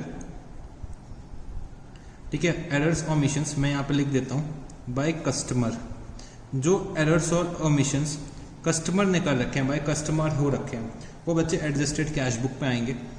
और जो टाइमिंग डिफरेंसेस हैं, टाइमिंग डिफरेंसेस और बच्चे बैंक ने जो एरर करी है वो किस पे आएगा, वो किस में आएगा, बैंक की जो एरर्स और टाइमिंग डिफरेंसेस कहाँ पे आएगा, बैंक रिकंसिलिएशन स्टेटमेंट में आएगा। तो जो भी बच्चे एडजस्टेड कैश बुक का बैलेंस निकल के आएगा, जो भी एडजस्टेड कैश बुक का बैलेंस निकल के आएगा, वहीं से हम लोग अपने BRS की स्टार्टिंग करेंगे, ठीक है। जो भी बैलेंस हो, डेबिट बैलेंस हो या क्रेडिट बैलेंस हो, वो मेरे लिए इररिलेवेंट है। उस बैलेंस से हम अपने BRS की स्टार्टिंग करेंगे और BRS में टाइमिंग डिफरेंसेस और बैंक की एरर्स को एक्नॉलेज कर लेंगे, इनकॉर्पोरेट कर लेंगे। ये हमने पढ़ा था विथ एडजस्टेड कैश बुक के केस में, ठीक है। फिर विदाउट एडजस्टेड कैश बुक के केस में मैंने जैसे कि आपको बताया था, ठीक है। तो एग्जामिनर हमसे कुछ भी पूछ सकता है, हो सकता है मेरे को ओपनिंग में डेबिट बैलेंस दे दे या फिर मेरे को क्रेडिट बैलेंस दे दे। तो डेबिट बैलेंस किसके अकॉर्डिंग दे सकता है, या तो कैश बुक के अकॉर्डिंग या फिर पासबुक के अकॉर्डिंग। क्रेडिट बैलेंस कैसे दे सकता है, या तो कैश बुक के अकॉर्डिंग या फिर पासबुक के अकॉर्डिंग, ठीक है। डेबिट बैलेंस जो दे सकता है कैश बुक के अकॉर्डिंग या पासबुक के अकॉर्डिंग, या फिर क्रेडिट बैलेंस जो मेरे को देगा एग्जामिनर वो कैश बुक के अकॉर्डिंग या फिर पासबुक के अकॉर्डिंग, ठीक है। तो डेबिट बैलेंस के केस में मैंने जो बताया था आपको कि जो आइटम्स डेबिट बैलेंस के केस में ऐड होते हैं वो बच्चे क्रेडिट बैलेंस के केस में क्या होते हैं, लेस होते हैं। तो डेबिट बैलेंस के केस में ऐड वाले ऐड करेंगे और लेस वाले लेस करेंगे, जो भी हम लोगों ने फॉर्मेट बताया था। मतलब डेबिट बैलेंस के केस में चाहे वो कैश बुक हो या पासबुक हो, वो ट्रीटमेंट मेरा सेम होना है, ऐड होना है तो ऐड होगा, लेस होना है तो लेस होगा। बट बच्चे क्रेडिट बैलेंस के केस में जो आइटम्स हम लोग ऐड करते हैं, जो आइटम्स हम लोग डेबिट बैलेंस के केस में ऐड करते हैं, वो बच्चे हम यहाँ पे क्या करेंगे, लेस करेंगे। और जो आइटम्स हम लोग डेबिट बैलेंस के केस में क्या करते थे, लेस करते थे, वो बच्चे हम यहाँ पे क्या करेंगे, ऐड करेंगे। ये तो मेरा हो गया ट्रीटमेंट के पॉइंट ऑफ व्यू से, अगर मेरे को एग्जाम में सॉल्व करना है, ठीक है। लॉजिक के लिए हमने आपको बहुत डिटेल में सब एक एक ट्रांजैक्शन का लॉजिक भी मैंने आपको बताया, चाहे वो कैश बुक या पासबुक का डेबिट बैलेंस हो, चाहे वो कैश बुक या पासबुक का क्रेडिट बैलेंस हो, ठीक है। तो ये सब चीज़ें हम लोगों ने पढ़ी। फिर मैंने आपको एक छोटा सा लॉजिक और बताया था कि a plus B minus C is equal to D होता था। तो बच्चे डी अगर सॉरी मेरे को a निकालना है, तो a के लिए मैं क्या करूँगा, d प्लस बी माइनस सी करूँगा, ठीक है। एक चीज़ मैंने आपको ये समझाई थी, तो इसमें आपका शॉर्ट में याद आ जाएगा आपको चीज़ें। एक चीज़ मैंने और बता रखी थी, a प्लस बी, ठीक है। a प्लस बी जो मेरा है, अगर वो c से ग्रेटर है, a प्लस बी अगर मेरा c से ग्रेटर है, ठीक है, तो मेरा जो एंड आएगा, ठीक है, जो मेरा स्टार्ट अगर हो रहा है, स्टार्ट अगर डेबिट से कर रहा है, ठीक है, स्टार्ट अगर हम डेबिट से कर रहे हैं, तो बच्चे मेरा एंड कहाँ पे होगा, क्रेडिट पे होगा, ठीक है। अगर a plus B less than C है, ठीक है, तो मेरा अगर स्टार्ट डेबिट से हो रहा है, तो बच्चे मेरा एंड भी कहाँ से होगा, डेबिट से ही होगा, ठीक है। अगर मेरा स्टार्ट क्रेडिट से हो रहा है, तो बच्चे मेरा एंड भी क्रेडिट पे होगा। अगर मैं यहाँ पे लिखना चाहूँ स्टार्ट क्रेडिट पे हो रहा है, तो मेरा एंड कहाँ पे होगा, डेबिट पे होगा। तो ये सब बच्चे मैंने आपको शॉर्ट में चीज़ें फिर से रिवाइज करा दी है, ठीक है। फिर मैं आता हूँ विथ एडजस्टेड कैश बुक के केस में। तो विथ एडजस्टेड कैश बुक के केस में ये चीज़ें, जो ये चीज़ें हैं, सॉरी ये वाली चीज़ें, ये अप्लाई नहीं करती हैं, क्योंकि हम लोग मैक्सिमम ट्रांजेक्शन्स अपने एडजस्टेड कैश बुक के थ्रू डील कर लेते हैं। तो ये ट्रांजेक्शन्स डज नॉट अप्लाई, या कह सकता हूँ ये जो रूल है, ये रूल जो है does not apply in case of adjusted cash book. अच्छा बच्चे एक चीज़ और मैं आपको बताना चाहता हूँ कि मैं क्वेश्चन अगर ये वाले मेथड से सॉल्व करूँ या फिर ये वाले मेथड से सॉल्व करूँ, बच्चे आंसर सेम ही आना है, आंसर नहीं फर्क करेगा, आंसर मेरा नहीं फर्क करेगा। पहले मैं क्या कर रहा था, डायरेक्टली BRS बना रहा था, अब बच्चे मैं टुकड़ों में BRS बना रहा हूँ। पहले मैं अपने एरर्स को सही कर रहा हूँ, फिर BRS बना रहा हूँ। तो जो मेरा आंसर है वो तो मैच करेगा, बस मेथड करने का अलग अलग है। तो बच्चे यहाँ पे मैंने क्या करा, अपने टॉपिक को समअप करने की कोशिश करी है। तो चाहे तो मैं एक और चीज़ यहाँ पे लिख सकता हूँ, BRS कौन प्रिपेयर करता है, कस्टमर प्रिपेयर करता है। ये शॉर्ट में आपकी एक पेज की समरी में बना दे रहा हूँ कि जिससे कि एक पेज में आप जल्दी जल्दी रिवाइज कर लो। तो BRS कौन बनाता है, कस्टमर बनाता है। BRS क्या होता है, एक स्टेटमेंट होता है, ठीक है, स्टेटमेंट होता है। और बच्चे स्टेटमेंट होता है और ये कब बनाया जाता है, ऑन अ पर्टिकुलर डेट बनाया जाता है, ऑन अ पर्टिकुलर डेट ये बनाया जाता है, ठीक है। और अगर मैं बोलना चाहूँ तो इसमें क्या होता है, डिफरेंसेस हम लोग रिकंसाइल करते हैं। तो डिफरेंसेस हम लोग रिकंसाइल करते हैं between cash book and passbook, ठीक है। तो BRS में जो डिफरेंसेस मेरे कौन कौन से होते हैं, एक तो मेरा होता था डिफरेंसेस की अगर मैं बात करूं तो एक तो मेरा होता है टाइमिंग डिफरेंस, और दूसरा बच्चे मेरा कौन सा होता था, एरर्स ऑफ रिकॉर्डिंग, या एरर्स या ओमिशंस मैं बोल सकता हूँ, एरर्स या फिर ओमिशंस, ठीक है। तो ये मैंने क्या करा, एक पेज में पूरा का पूरा बैंक जो BRS है, बैंक रिकंसिलिएशन स्टेटमेंट है, वो मैंने सम अप करने की कोशिश करी है। तो आप लोग क्या करिएगा, इस पेज की या तो फोटो खींच लीजिए, या फिर अगर आपने नोट कर रखा है तो इसको मतलब अलग से रख लीजिएगा यहीं पे, कि मेरे को फटाफट रिवाइज करना हो तो बैंक रिकंसिलिएशन स्टेटमेंट। तो ये पेज को देख के मैं अपने आप को, अपना टॉपिक को रिवाइज कर सकता हूँ। तो सर यहाँ पे क्या हमारा टॉपिक खत्म होने को आ गया। हाँ बच्चे, हाँ आज हमारा टॉपिक बैंक रिकंसिलिएशन स्टेटमेंट खत्म होने को आ गया। तो बच्चे मैं नया टॉपिक मैं नेक्स्ट टर्म से स्टार्ट करूँगा, नेक्स्ट क्लास से स्टार्ट करूँगा। नया टॉपिक आज मैं नहीं स्टार्ट करना चाहता हूँ। तो सर क्या हमें कुछ होमवर्क नहीं मिलेगा? होमवर्क मिलेगा ना बच्चे, होमवर्क मिलेगा। तो मेरे साथ यहाँ पे होमवर्क नोट करो। पहले आपको क्या करना है, जितने भी क्वेश्चंस मैंने करवा रखे हैं, ठीक है, जितने भी क्वेश्चंस करवा रखे एक बार सारे क्वेश्चंस फिर से लगा लो।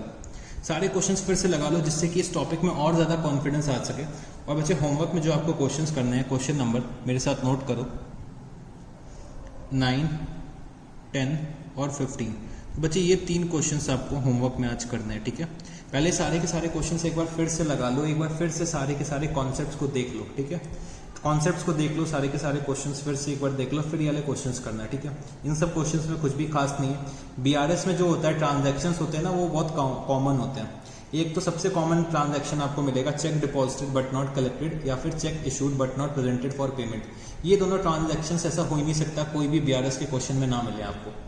तो इसको लेके तो हम बिल्कुल भी गलती नहीं कर सकते हैं। फिर कुछ ट्रांजैक्शंस होते हैं जो जैसे कि डायरेक्ट पेमेंट्स बैंक कर देता है मेरे बिहाफ पे, या फिर कुछ बैंक में रिसिप्ट हो जाती है, या फिर बैंक मेरे से चार्जेस ले लेता है, या फिर बैंक मेरे को इंटरेस्ट दे देता है।